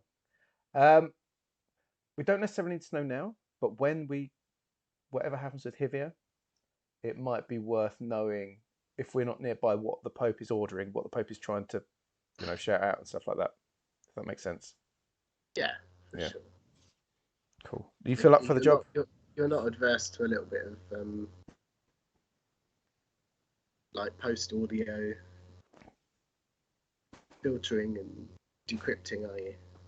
Oh no, You can work with whatever you get, and you don't need the bug back, do you? No, the bug's good. I've got another couple. I say expensive, but it's also expendable. Oh yeah, I want to listen to it live now, but when in the future I'll pitch shift everything and I'll make memes out of it. So don't worry about that. Okay, wonderful. Yeah, brilliant. Pass them back. I trust in you. I can listen to it live, can't I, Ben? This one as well. I can tune into it. Yes. Yep. Cool. As long as you're within a reasonable distance, yeah. Yeah. Cool. So she's like, cool. Do your best. I believe in you. I believe in you. She carefully hands him the bug. It's on you now. Okay, and then I'll take the bug in one hand, and I'll take the speech in the other hand, and he'll peruse the brunch table, find something smoked salmon-esque, like kind of with a grain to it, I suppose, a sizable grain. Sort of gravlax kind of thing. Yeah. And I'll grab a couple of pieces. He'll wander around a little bit and head down the slope. Put a piece in his mouth, and halfway down, not halfway, but partway down the slope, he'll look down on his feet and make a noticeable sort of noise and bend down to pick something up. And as he does, he'll put the bug inside. He'll try and press it into the food. Mm-hmm. Go to pick something up and then rush back over to the Pope quite quickly, looking quite pleased with himself. Okay. I'm sorry, Your Eminence. I'm sorry, Mr. Pope. My apologies for interrupting once again. I found this, and he'll gesture down to following his footprints down to the bit where he bent over. I found this partway down the slope. I hope you don't mind. I read some of it, but it led me to believe that it was yours. It must have fallen out of your pocket on the climb up. Can you roll a deception check for me, please, with intellect? Yeah, I should have saved that Bane. Boom. Not Bane. Not the bone. Bane. That's pretty good. That's an 8 flat with nothing. Okay.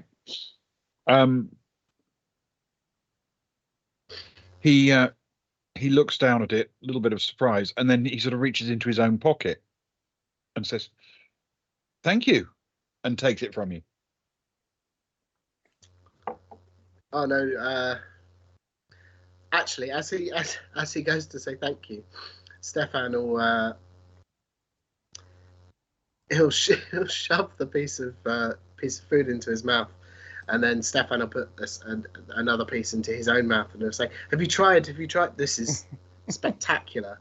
It just melts in the mouth. It's so wonderful. You just swallow it whole, and it's perfect. I've never tasted such delicate fish." Well, he's got a boon at least. You got a boon at least for Kelly, which might be needed. Oh, Kelly has saved this episode. I don't know. That's going to be a deception with Dex, please. Wonderful. I'll use my boon, please, Ben. Yeah, feel free.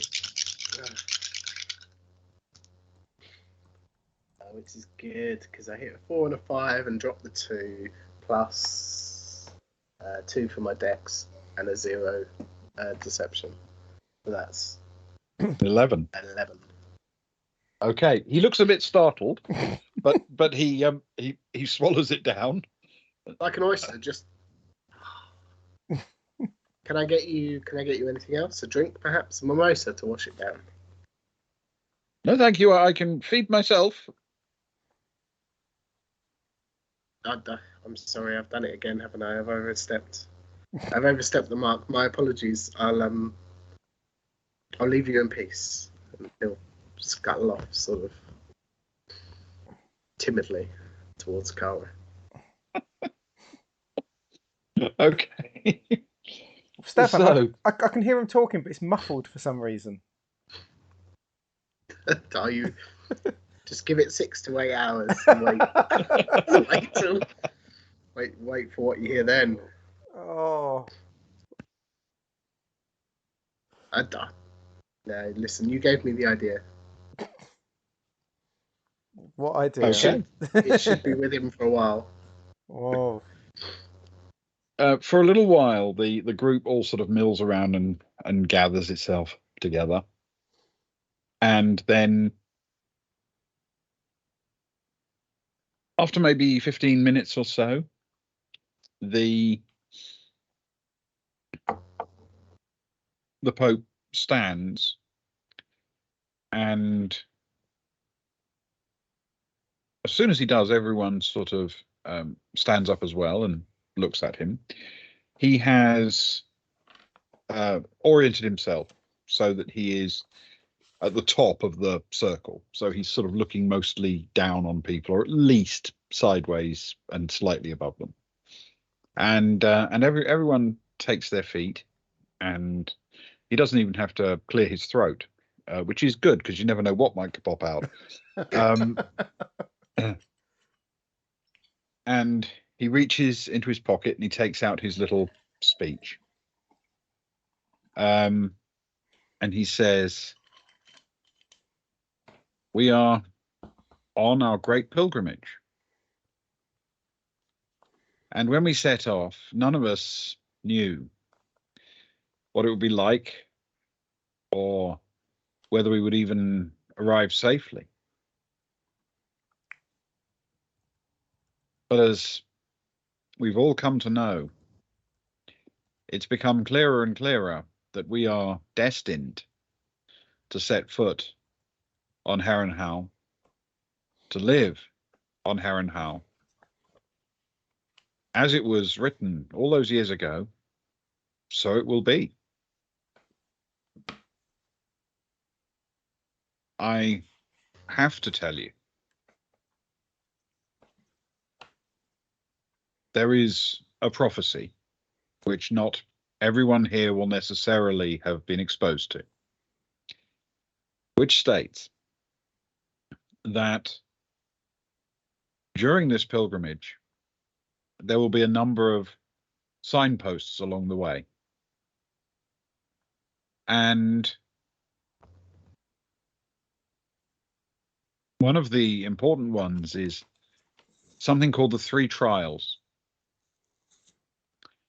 And while you may have felt that we came under unpleasant attack and derision, attempted violence, even attempted murder on this trip, I'm delighted to be able to say, absolutely delighted to be able to say, that all three of those trials came to pass. There were, in fact, 3 attempts on this pilgrimage, and they were signaled in the way that was written. It could not have been more clear that this was destined for us to make our way to Herrenhau. And there are other signposts, and one in particular that comes after the trials and is the conversion of one to the cause. But while it may seem like it's stacking the deck rather in our favor, this is why we have young Leah with us. When we get to Herrenhau, she will join us as a full member of the faith. And thus will another of the prophecies be fulfilled. I want to thank you for your diligence and your perseverance on this journey. I hope you can see that it is more clear than ever that we will achieve exactly what we set out to achieve. Now let us take a moment. And they all sort of look down at their toes for just a moment in silence. And then when the Pope looks back up again and takes his seat, everyone else sits down as well and start chatting quite excitedly among themselves, except for Leah, who looks a bit baffled. She's quite young. Oh, bless her. Is this the part that seems more casual at this point than Ben? Yes, it's definitely more relaxed now that the ceremonial speech is done. Kara will tug at the Aslan, not the Aslan, the Varga. I'm so confused now.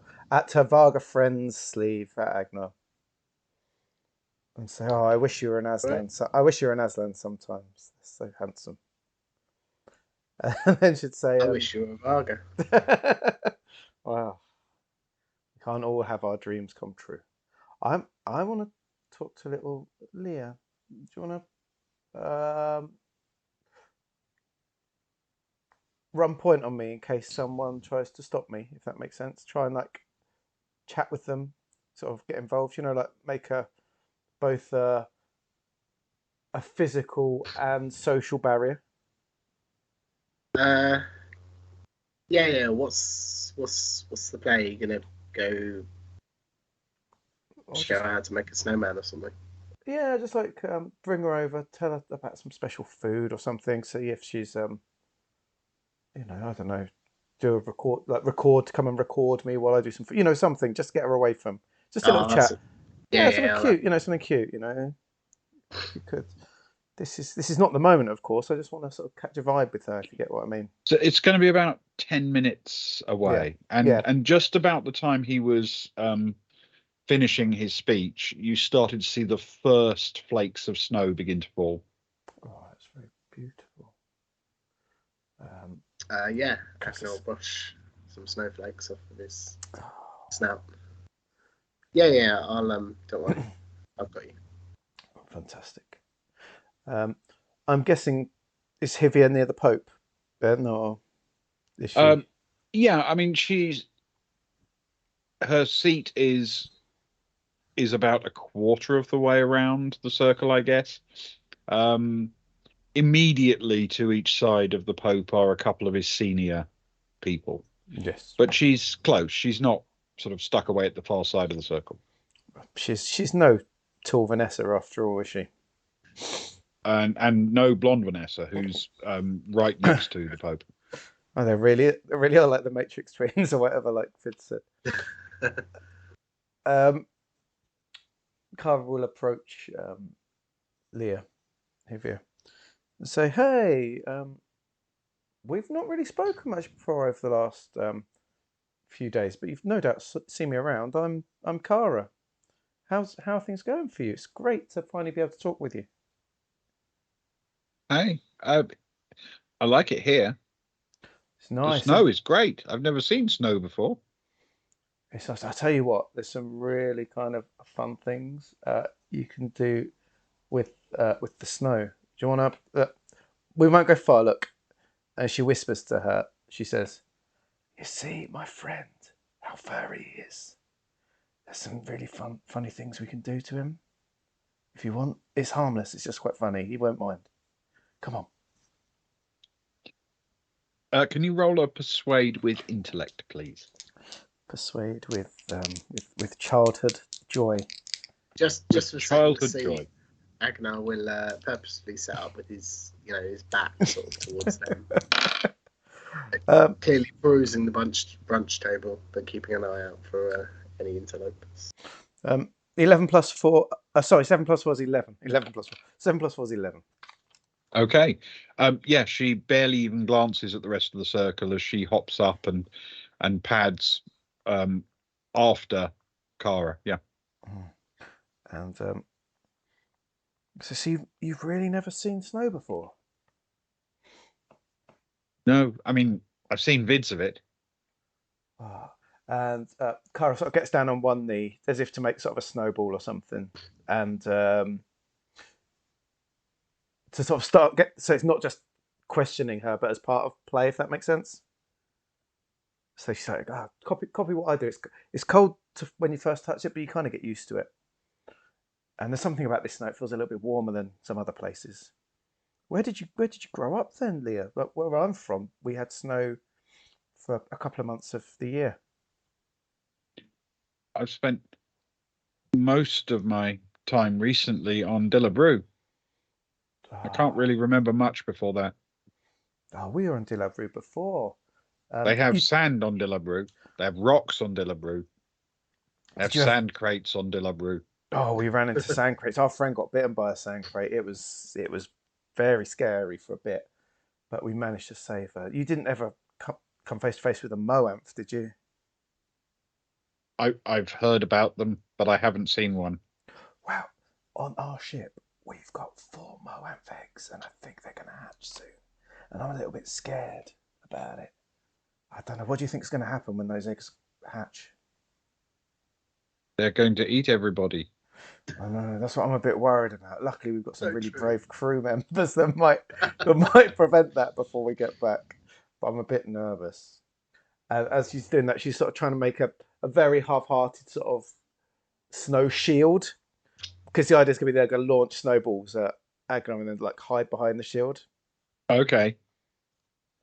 Um, so yeah, just add a bit more there. We need to pad it in a little bit here. This is going to protect us um, when we cover my friend with snow in a minute. It's going to be hilarious. He just looks like an. Have you ever heard of like a lot of planets have sort of mythical creatures like abominable snowmen and sort of big fluffy snow creatures and snow bears and things like that. He's going to look just like that. It's going to be hilarious. So anyway, I get to travel with my friends. What's it been like for you traveling with your new friends? I don't really know them very well yet. Have they been welcoming to you? Have they been? Have they? Being friendly? Yes, yes, they've been quite kind. They don't talk to me much. Do you do you do you know why you're here? Well, apparently I'm supposed to live with them. Like, like you see, you know my friends, right? I live with them, and I sort of made that choice. I spent all my years. I'm older than I look, you know. I'm 34, and I spent like I lived with my parents till I was 18, and then for 16 years I lived where I needed to do, and then at this age I got to choose exactly who I live with, you know. And we have ups and downs, but we choose. Have you chosen to live with these, or was that sort of decided for you? I wasn't really asked. Do you want to live with these? If you had another choice, would you want to live with these still? The the other place? What's the food like? Oh, what did they feed you on De La Rue? I mean, mostly reconstituted yeast stuff. Oh, no one needs that. No, um, the other place has so many different ranges of food, all the colours you could think of: sweet, savoury, spicy. I don't know if you like spicy food yet. I don't know if you've had spicy food yet. Bit of everything. I Meats, don't think I've had much different kinds of food. No, meats if you like meats, vegetables if you like vegetables, fruits if you like fruits. There's a bit of everything. that Is does that sound nice. and now is anyone paying? Are we still good to go then, as it stands? Yeah, so far it looks all right. And the sort of she's building it, and the screen's looking quite big, and she's like, "I'm gonna keep padding it around the side because if he comes for us, we need a little bit of side protection here." So building up. Says now to me it feels like there's something different to you than the others. I'm much younger. You're so much younger, right? You're going to be the youngest one in that group, aren't you? Yes, Thanks, crit fail. I might not. I might not do the minute of wisdom on Lear Hivia, a small child. Lear Hivia, do you know how the galactic working class is difficulty with divorce? Pope, get me out of here. Merry Christmas to you. Um, I'll do it later.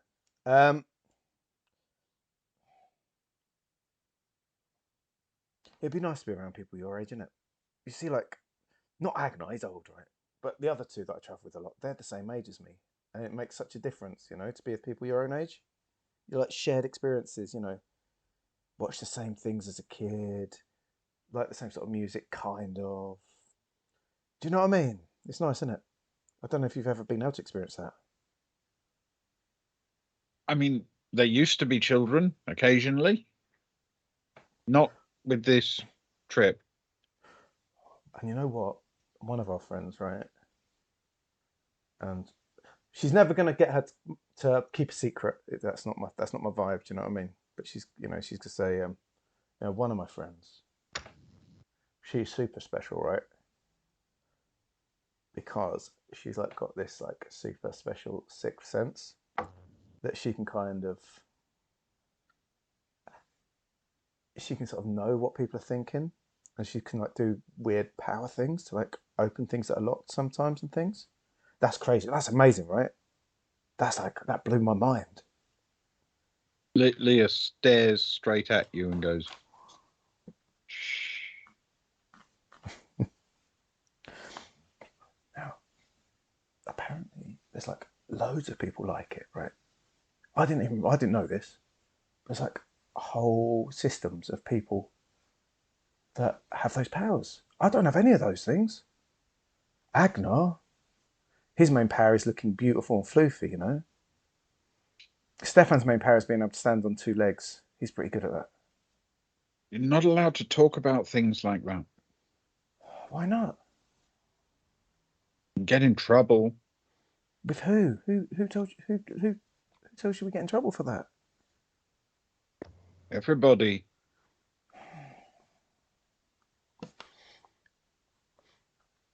You know, it'd be nice to. I sometimes wish my friend could live with other people with this with the same powers, I guess, where she wouldn't get in trouble for it. Do you know what I mean? That'd be cool, wouldn't it? Like, so she'd actually, so we don't have to be all sneaky shush shush about things. That she could just be her, totally, you know. I guess so. There is a plan. I think we might try and get her back there at some point. We know some people, I think, that could do it. Maybe. Or she could join the diaspora because they apparently can stop it. That hits Kara quite hard. Why? Why would she want to stop such an amazing gift? Why would you want to So you're stop not that? different, so you don't get in trouble. Look at me. I spent my whole life being different and getting in trouble. It's part of my thing. Look at Stefan with his red suit. You can't get any more different than a man in that ridiculous red suit, can you?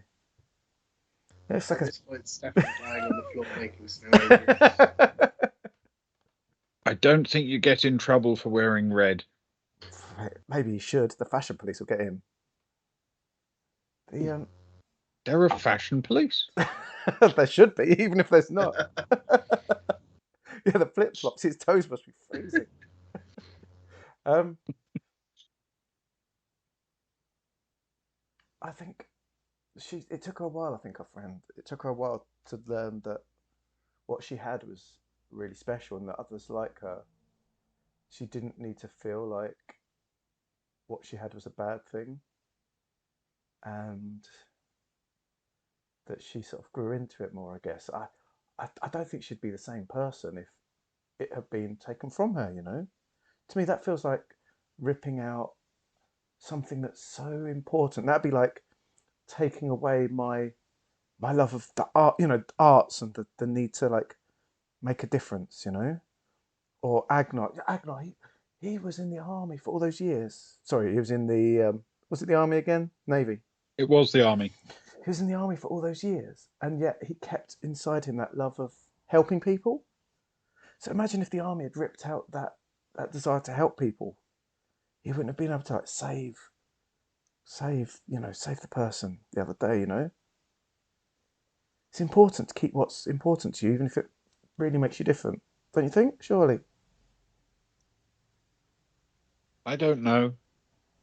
I just don't want to get in trouble. I know. I never want to get. I don't mind getting in trouble now, but don't take me as a good example of anything.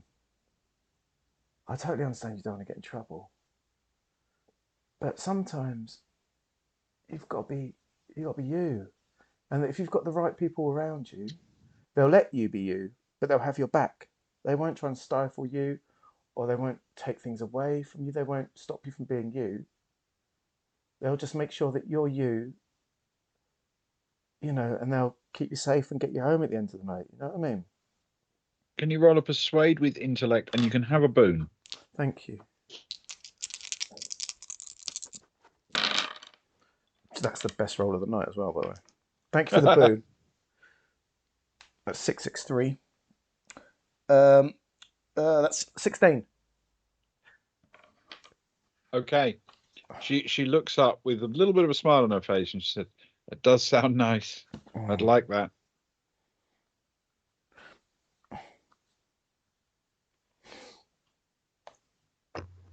If that if that option was open towards you, do you think that's too late for you now? Do you think you're set on this path? I'm young. I can do lots of things.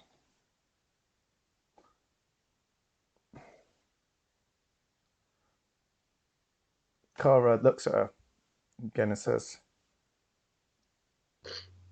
"You can never judge a person 100%, Leah Hivia. Okay, and you must never openly trust someone because of what they say, without thinking anything through or anything like that. But do I seem somewhat trustworthy to you?"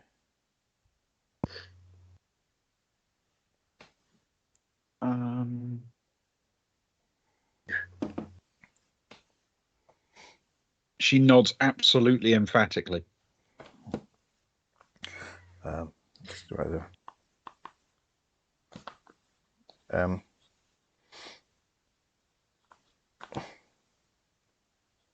Let's see. That's your first signature. Okay.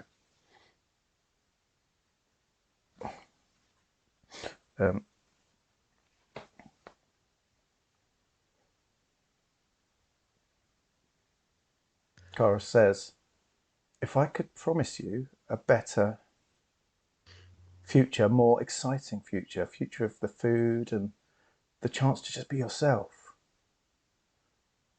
you know, so just be you and grow as you could do, you know, would you be interested?"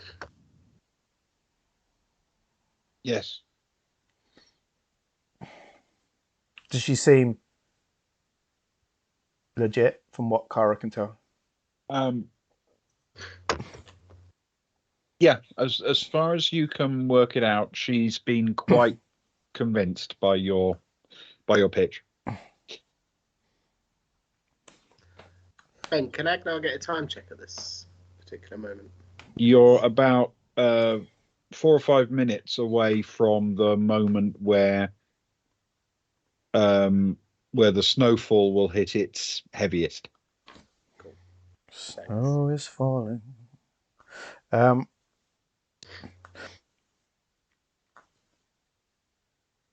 Kara says, "I'll tell you what, right? We can do it, and we can do it soon. But before all of that, should we call my friend Soraya over?" And then she sort of reaches down and makes a snowball with her hands. She says, "Shall we unleash everything we've got on my furry friend and my friend in his red jacket?" You've never done a snowball fight before, have you? It's so fun. Never done a snowball fight. All you got to do, you get in here behind the screen, you grab a snowball, you chuck it as hard as you can at one of them, you get your head back down, grab more snow, throw it back. If it hits you, it doesn't hurt, it's just fun. And when it hits someone with fur, it's brilliant. And when it hits someone with a red snowsuit, it's brilliant because it hides some of that red. Okay. Yes. All right. And Kara sort of calls over slightly to Soraya. She's like, "Oh, I'll tell you what as well. Let's make it an unfair matchup." And she sort of motions over for Soraya and Zoe to come. Sort of motions like the snowball with her hand and points at Agnar, who's purposefully got his back to them. Yeah, snowball. Picking away at the buffet. Yeah, exactly. Okay. Yep. Nobody seems to be paying that much attention. I mean, the adults here have all seen people prepare for a snowball fight before. Yeah. Cool. And Kara sort of passes, sort of moves, sort of pulls Soraya over and sort of pulls her down next to Leah and says, "Leah, Mm-hmm. this is Soraya. Okay, she spent a lot of time in space. She's not as good with the snowballs. So can you help protect her a little bit so that she doesn't get hit too much?" Okay. Cool. Show her how I showed you how to make the snowballs. Okay. She starts assembling snowballs. Cool. And Kara sort of stands up, sort of backs away a little bit, and whispers into Zoe's ear. She says, "Leah's on side. I think she'll leave without a fight." if the time is right, do you want to, whatever happens, do you want to stick by her side? Yeah. Kara reaches down and says, "You've seen to Leah. You've seen Zoe before, haven't you?" She nods. She says, "I think Zoe's Zoe's really, really good with a snowball. She's the best aim of all of us. So if you need someone to hide behind, it's her, okay?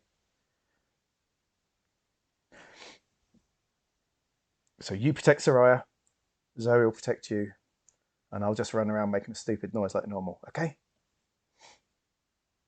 Okay. The second I get up to Agnar and shove a snowball down on top of his head, you lot unleash hell. Okay. She grabs hold of a snowball and holds it in two hands, sort of waiting for her moment to pounce.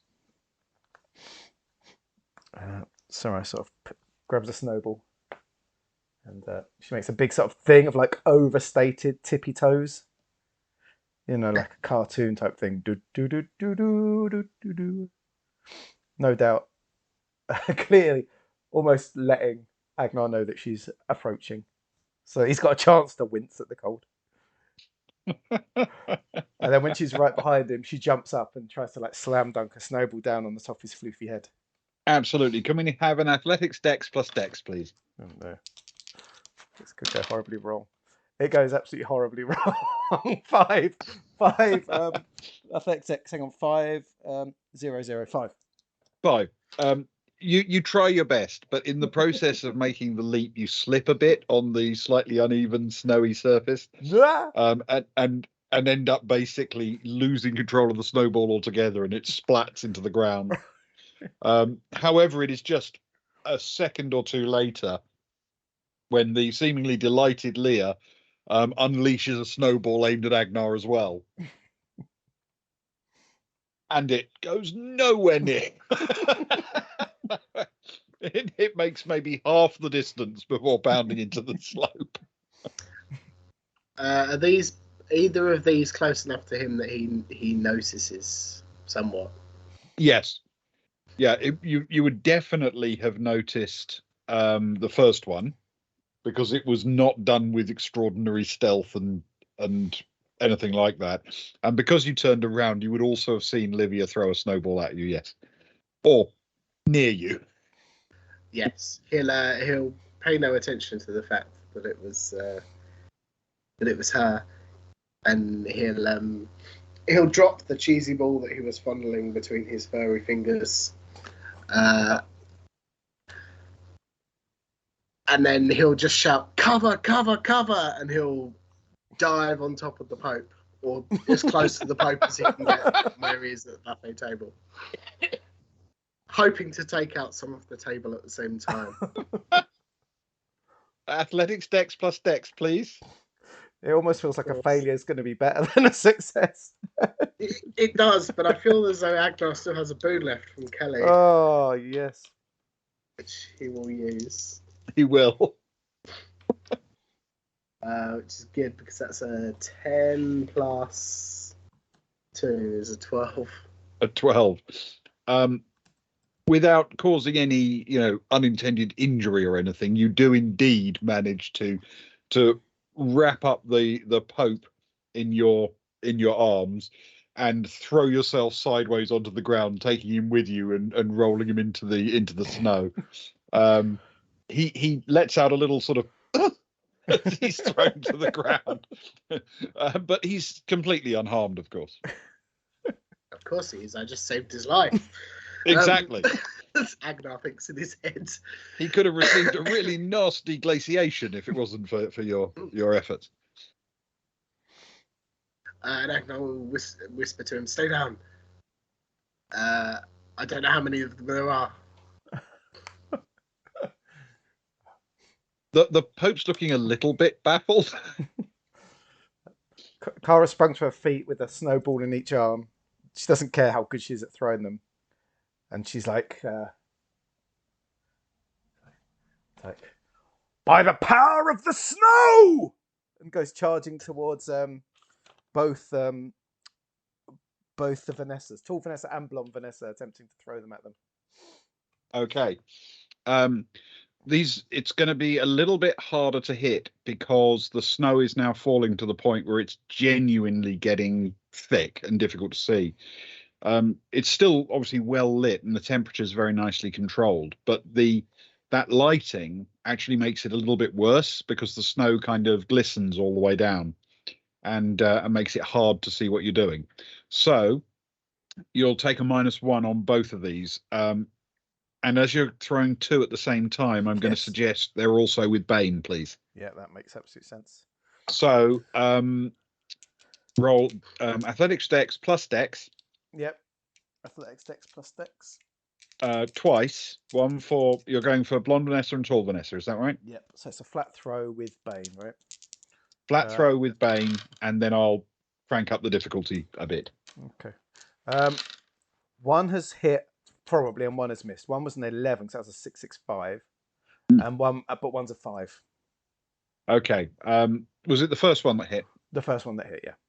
Okay, you managed to throw a snowball effectively, which hits blonde Vanessa sort of on the chest, and another whistles past tall Vanessa, who looks a little bit startled. And it takes her a second or two to work out where the snowballs are coming from because she wasn't really paying that much attention. And in the chaos, one of the diaspora picks up a snowball and hurls it at Kara. Oh. Hurls it quite near Kara. Kara starts laughing maniacally. And then it's like, who threw that? Tim, get him!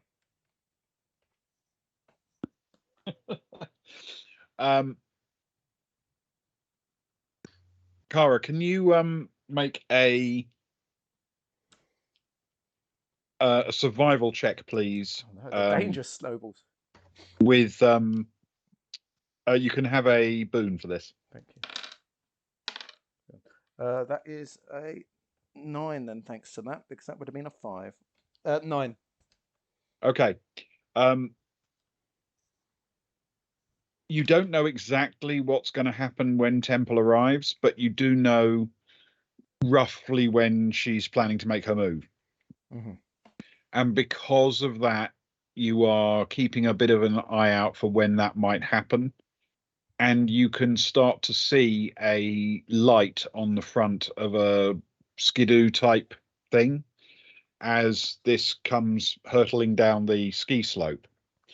But this one, instead of going straight down the middle or even weaving from side to side, is beginning to glide over right along the very, very edge of slope 7, and slow down just a little bit as it gets closer. Kara yells to Stefan, "Stefan, I'm under fire. You got my back." I like to think at this point that Stefan's already jumped up and is paying attention to what's happened, and is just cramming snow together in his hands, not caring so much as to whether it's actually formed a ball, but just hurling it in the direction of the table and the mass of people surrounding Brunch.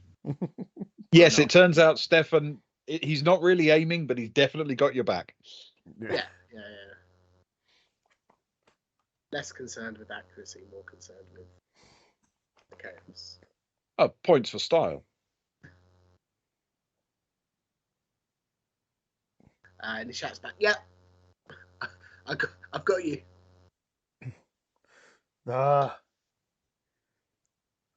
Onto the table. We'll take the high ground.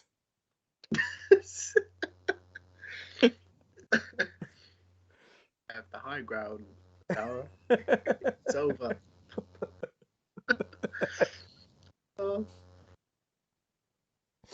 And he will cease his throwing for a minute and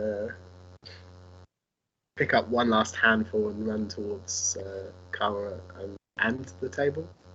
Okay.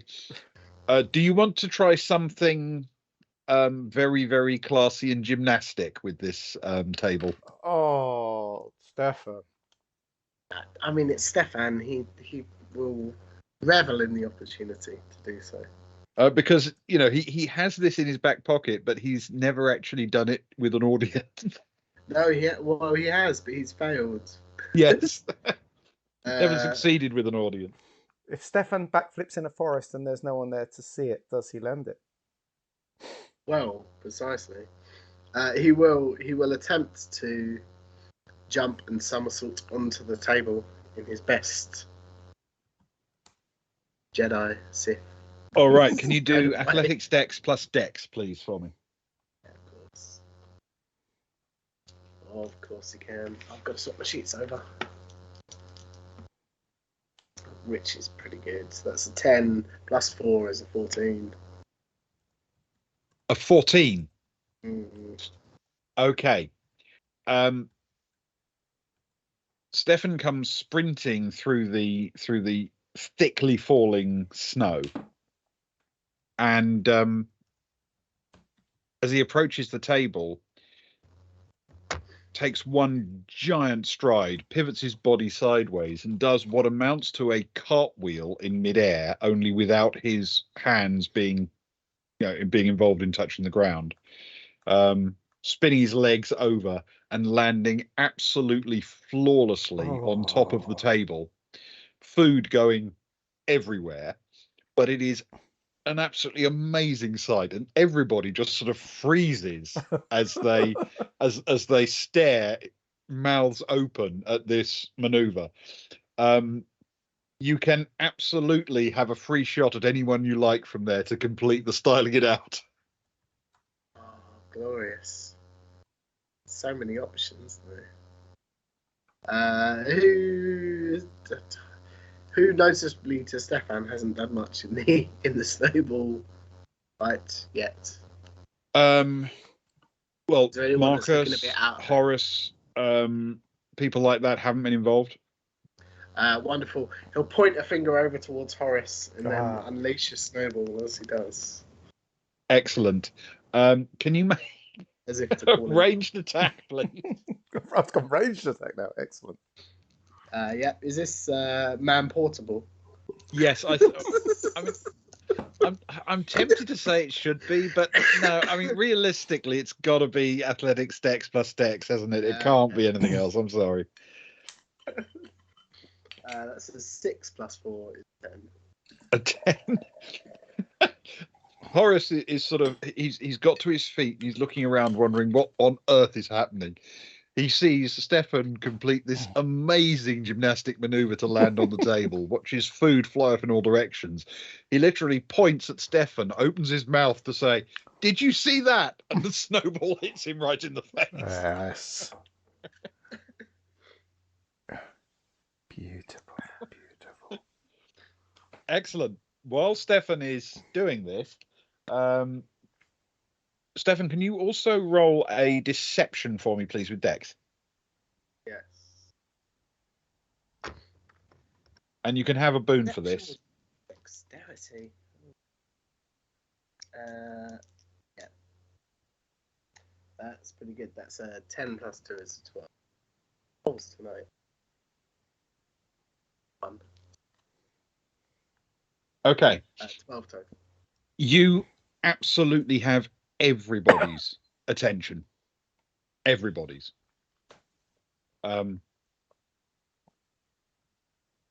Even Agnar's kind of staring at this, going, "The hell was that?" He takes a very pronounced bow. And immediately, Kara shouts to everyone, "Get him!"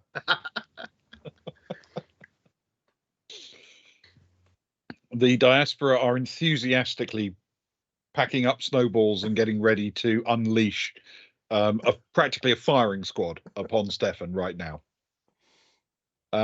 If you want to make a move, now is the time to do it. Nobody is looking anywhere but Stefan. Yeah, if that skidoo is close, Very. Soraya will tap Leah to Zoe, who I'm guessing Zoe's very happy to do that. And Sarai will sort of say to Leah, she'll say, "Thank you so much for protecting me there.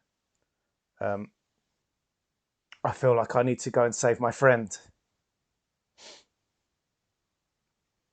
But I think my friend's about to save you."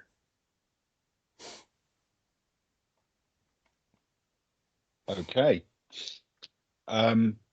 The snowmobile sort of pulls almost to a stop, not quite, as it comes down. And as it does, Zoe literally bodily picks up Leah, or tries to. Yeah, very much so. And plonks her on the back of the snowmobile as it slows and as it comes past. And I think almost reflexively, Leah would just grab on to stop herself falling off. The snowmobile begins to accelerate, and as it does, Zoe runs sideways out across the open ski slope. Not down it, but just straight across, looking for the next person to come down with anything useful, like a snowboard or skis or anything like that. I'm just going to roll a quick perception. Can I just quickly say that there's no better wintry season finale than a snowball fight on the ski slope? Perfect, isn't it? It's so perfect. In the moment, nobody seems to have noticed that Leah is missing.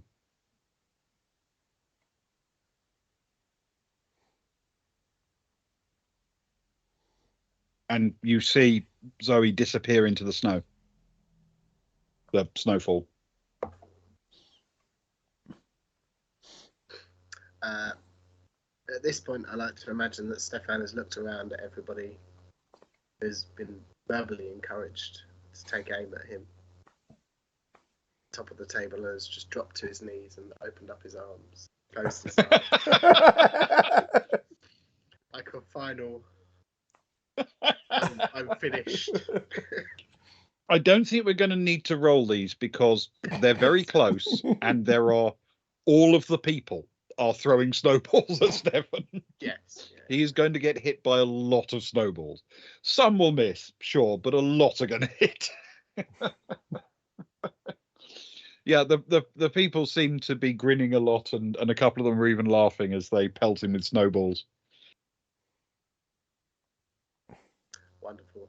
Yeah, it seems somewhat painful. Excellent. Madness of it all. It is a moment or two before the Pope sort of starts to struggle out from underneath Agnar and glance around. He doesn't look upset. He looks indulgently at his flock, not irritable. But it does eventually occur to him to sort of look around for where Leah is, and quite quickly realizes he can't see her. And he yells out, "Where's Leah?" And suddenly everybody stops and looks around, obviously, and nobody can see her. Sarai will immediately jump in, and she'll say, "We need to search for her." And she sort of will grab a couple of the Tims if they're welcome to. Says, "We'll go in this direction," and points like up the slope. She can't have gotten far. She can only be on foot. She might have got lost in the blizzard. You can barely see your hand in front of your face. Can you roll a persuade, please? You can have intellect with that. Thank you very much. I'm going to take Soraya's boon for the night, if that's okay. Absolutely. Which I'm very pleased with, because one of them was a 1, which would probably have not been the boon dice. So that's an 11 in total. 5 plus 4 plus 2. Okay. You seem absolutely convincing, and immediately people start spreading out across the slope, calling for Leah. Marcus, who was involved in actually booking this and has a clear understanding of how things work, you can hear his voice. He's calling League Security to report a missing child. Yes. So Raya's purposely trying to get people moving in circles, I guess, like almost getting lost in if it's still blizzardy. It's very blizzardy, yes. So she's purposely like turning people, the ones near her, back on themselves and sort of, rather than let them spread out too far. Can Agnar wander over to the forts that were built, the snow forts, where Leah was held up, and he'll start circling and pacing back and forwards over in that direction, looking around off into the distance, just to try and jumble up any footprints that are in that area. Oh, nice. Absolutely. Yes, absolutely. As possible.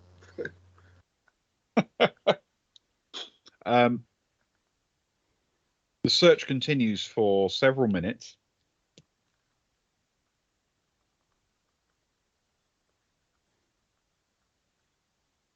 People getting increasingly worried.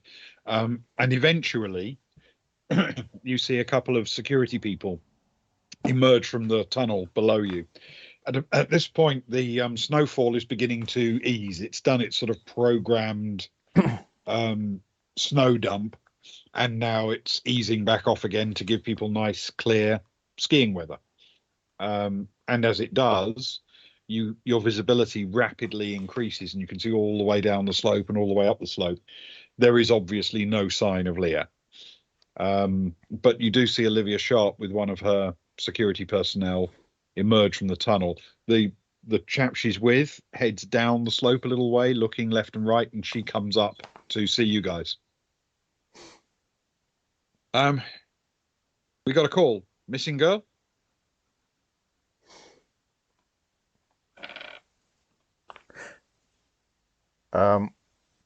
As Agnar's not too far away, is he? Kara will grab Agnar and pull him over to Sharp with her to try and cut her off before she reaches the rest of them. And she'll say,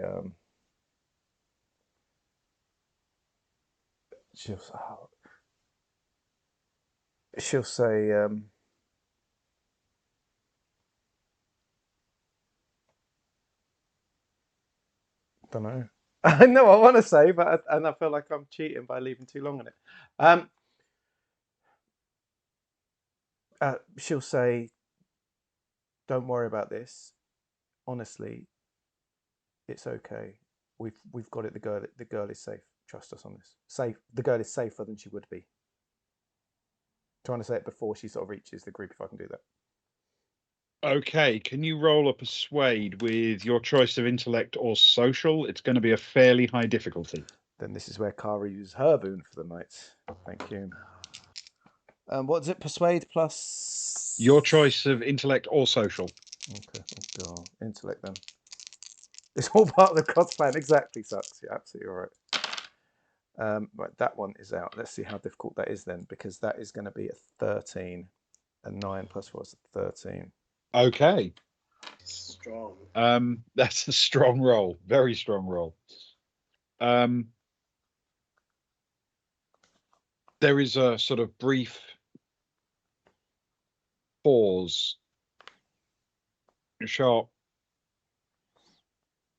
nods her head very, very slightly.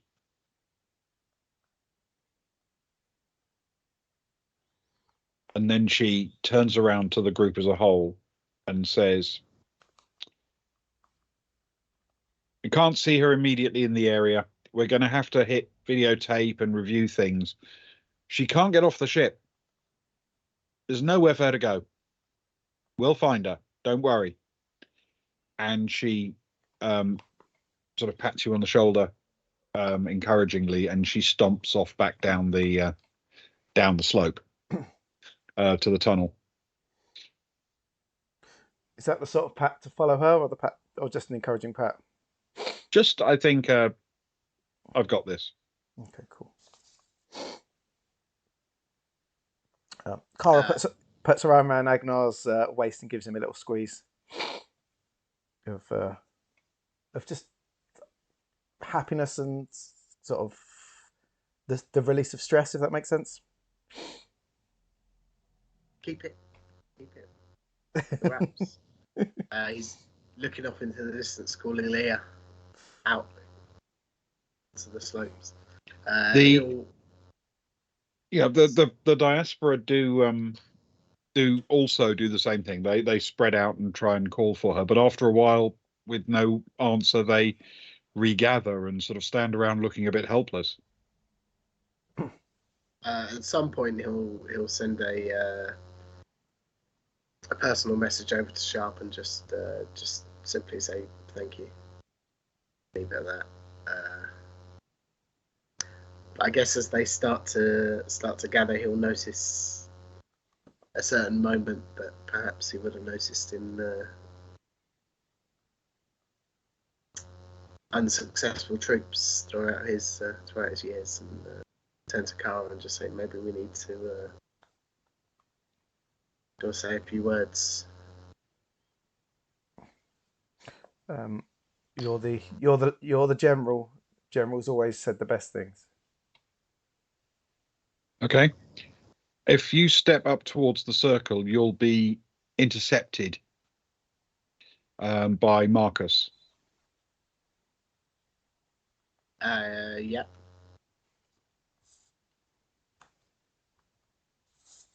What the Pope said, was it true?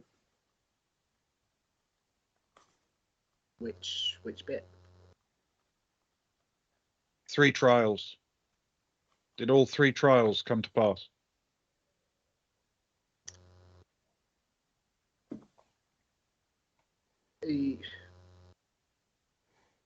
Yes, I suppose all 3 trials happened, and you are all still here. One may have been prematurely encouraged, I suppose.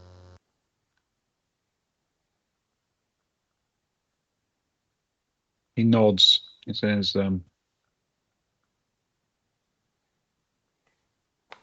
I think we need to go back to our quarters now. We have to have a discussion about how one of our number knew that all 3 trials had come to pass when the rest of us didn't. Mm-hmm. I agree.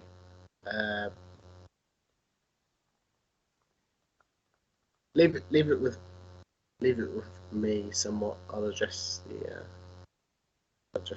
group if you don't mind. Okay. And he steps aside and lets you advance to the group. And Agnar will take a central position, and he'll cough and clear his throat, and he'll say, diaspora members, we have failed you. There is a missing member of your group. As I'm sure you're all aware, in missing person situations, they are most likely to go to either the last place that they were seen, being here, or the most familiar place, which I believe to be the quarters in which we're staying. I would suggest that one of our security team remains here in case they return to this location, and the rest of the diaspora and ourselves return to our quarters in case she returns. The Pope stands up and everyone waits to see what he says, and he says, yes, of course, let's return at once. And he sort of waves for everyone to come and follow him, and begins walking down towards the tunnel entrance. Marcus appears to be hanging back and looking a bit uncomfortable.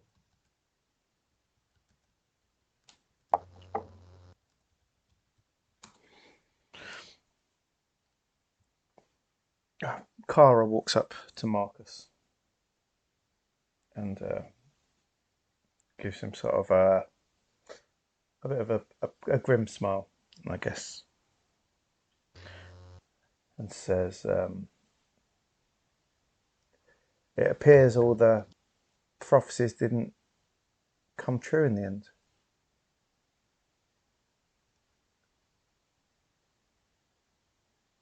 Yeah. I guess is that quite a thing for you guys?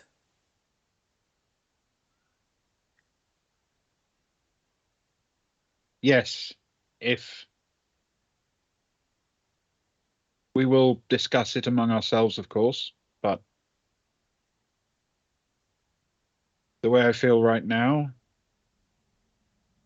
I think this pilgrimage may be over.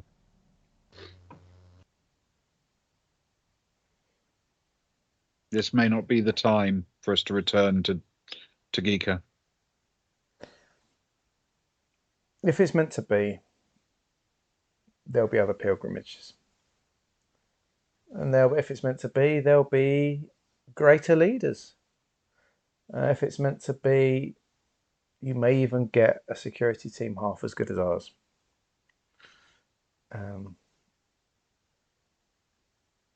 But, you know, Kara hands out her, I guess she hands out the details. You know, the details of Telon's travels that we've got on Delabru. Mm-hmm.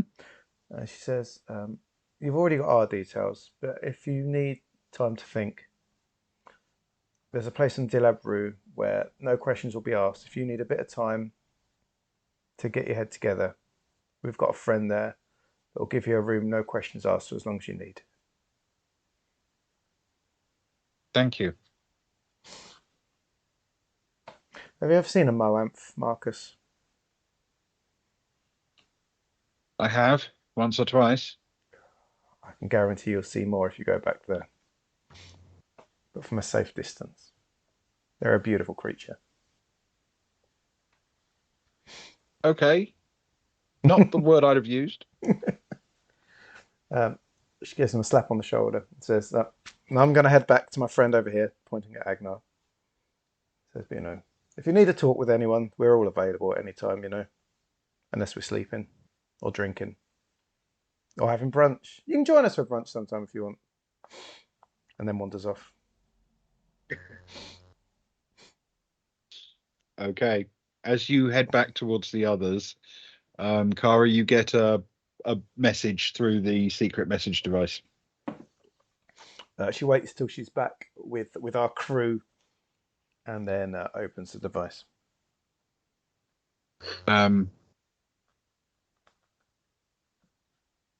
The message simply says, "All safe."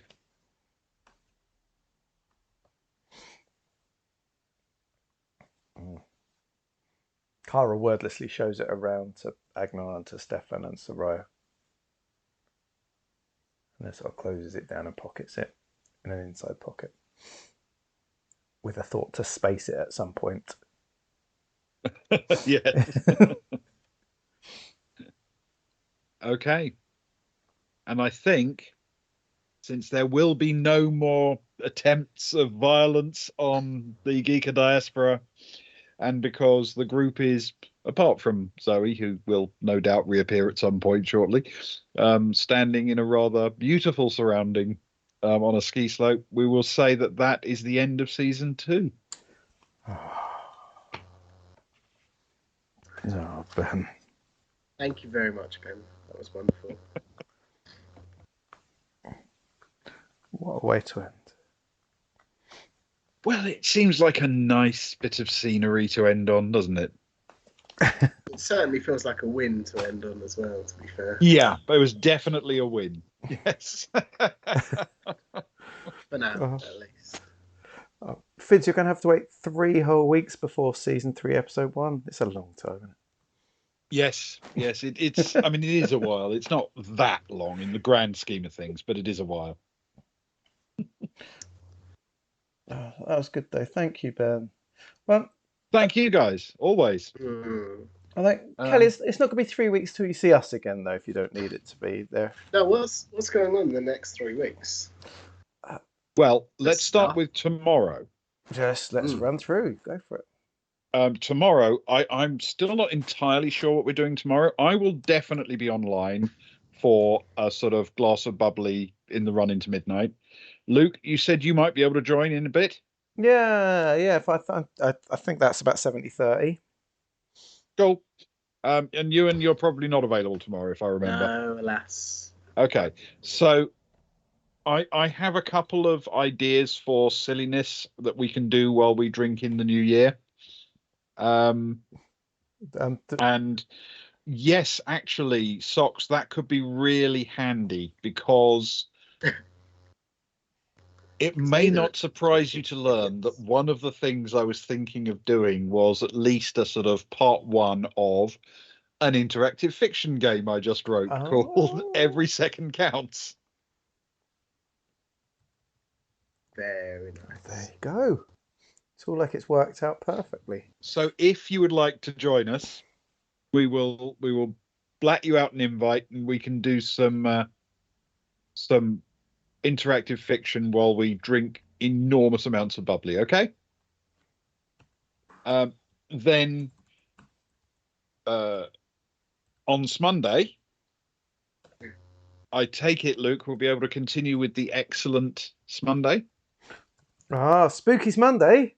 The return Yeah. of Spooky Monday. It was a very lonely Spooky Monday last Monday. I'm so sorry about that. It's not just you. It's my fault. No one else turned up.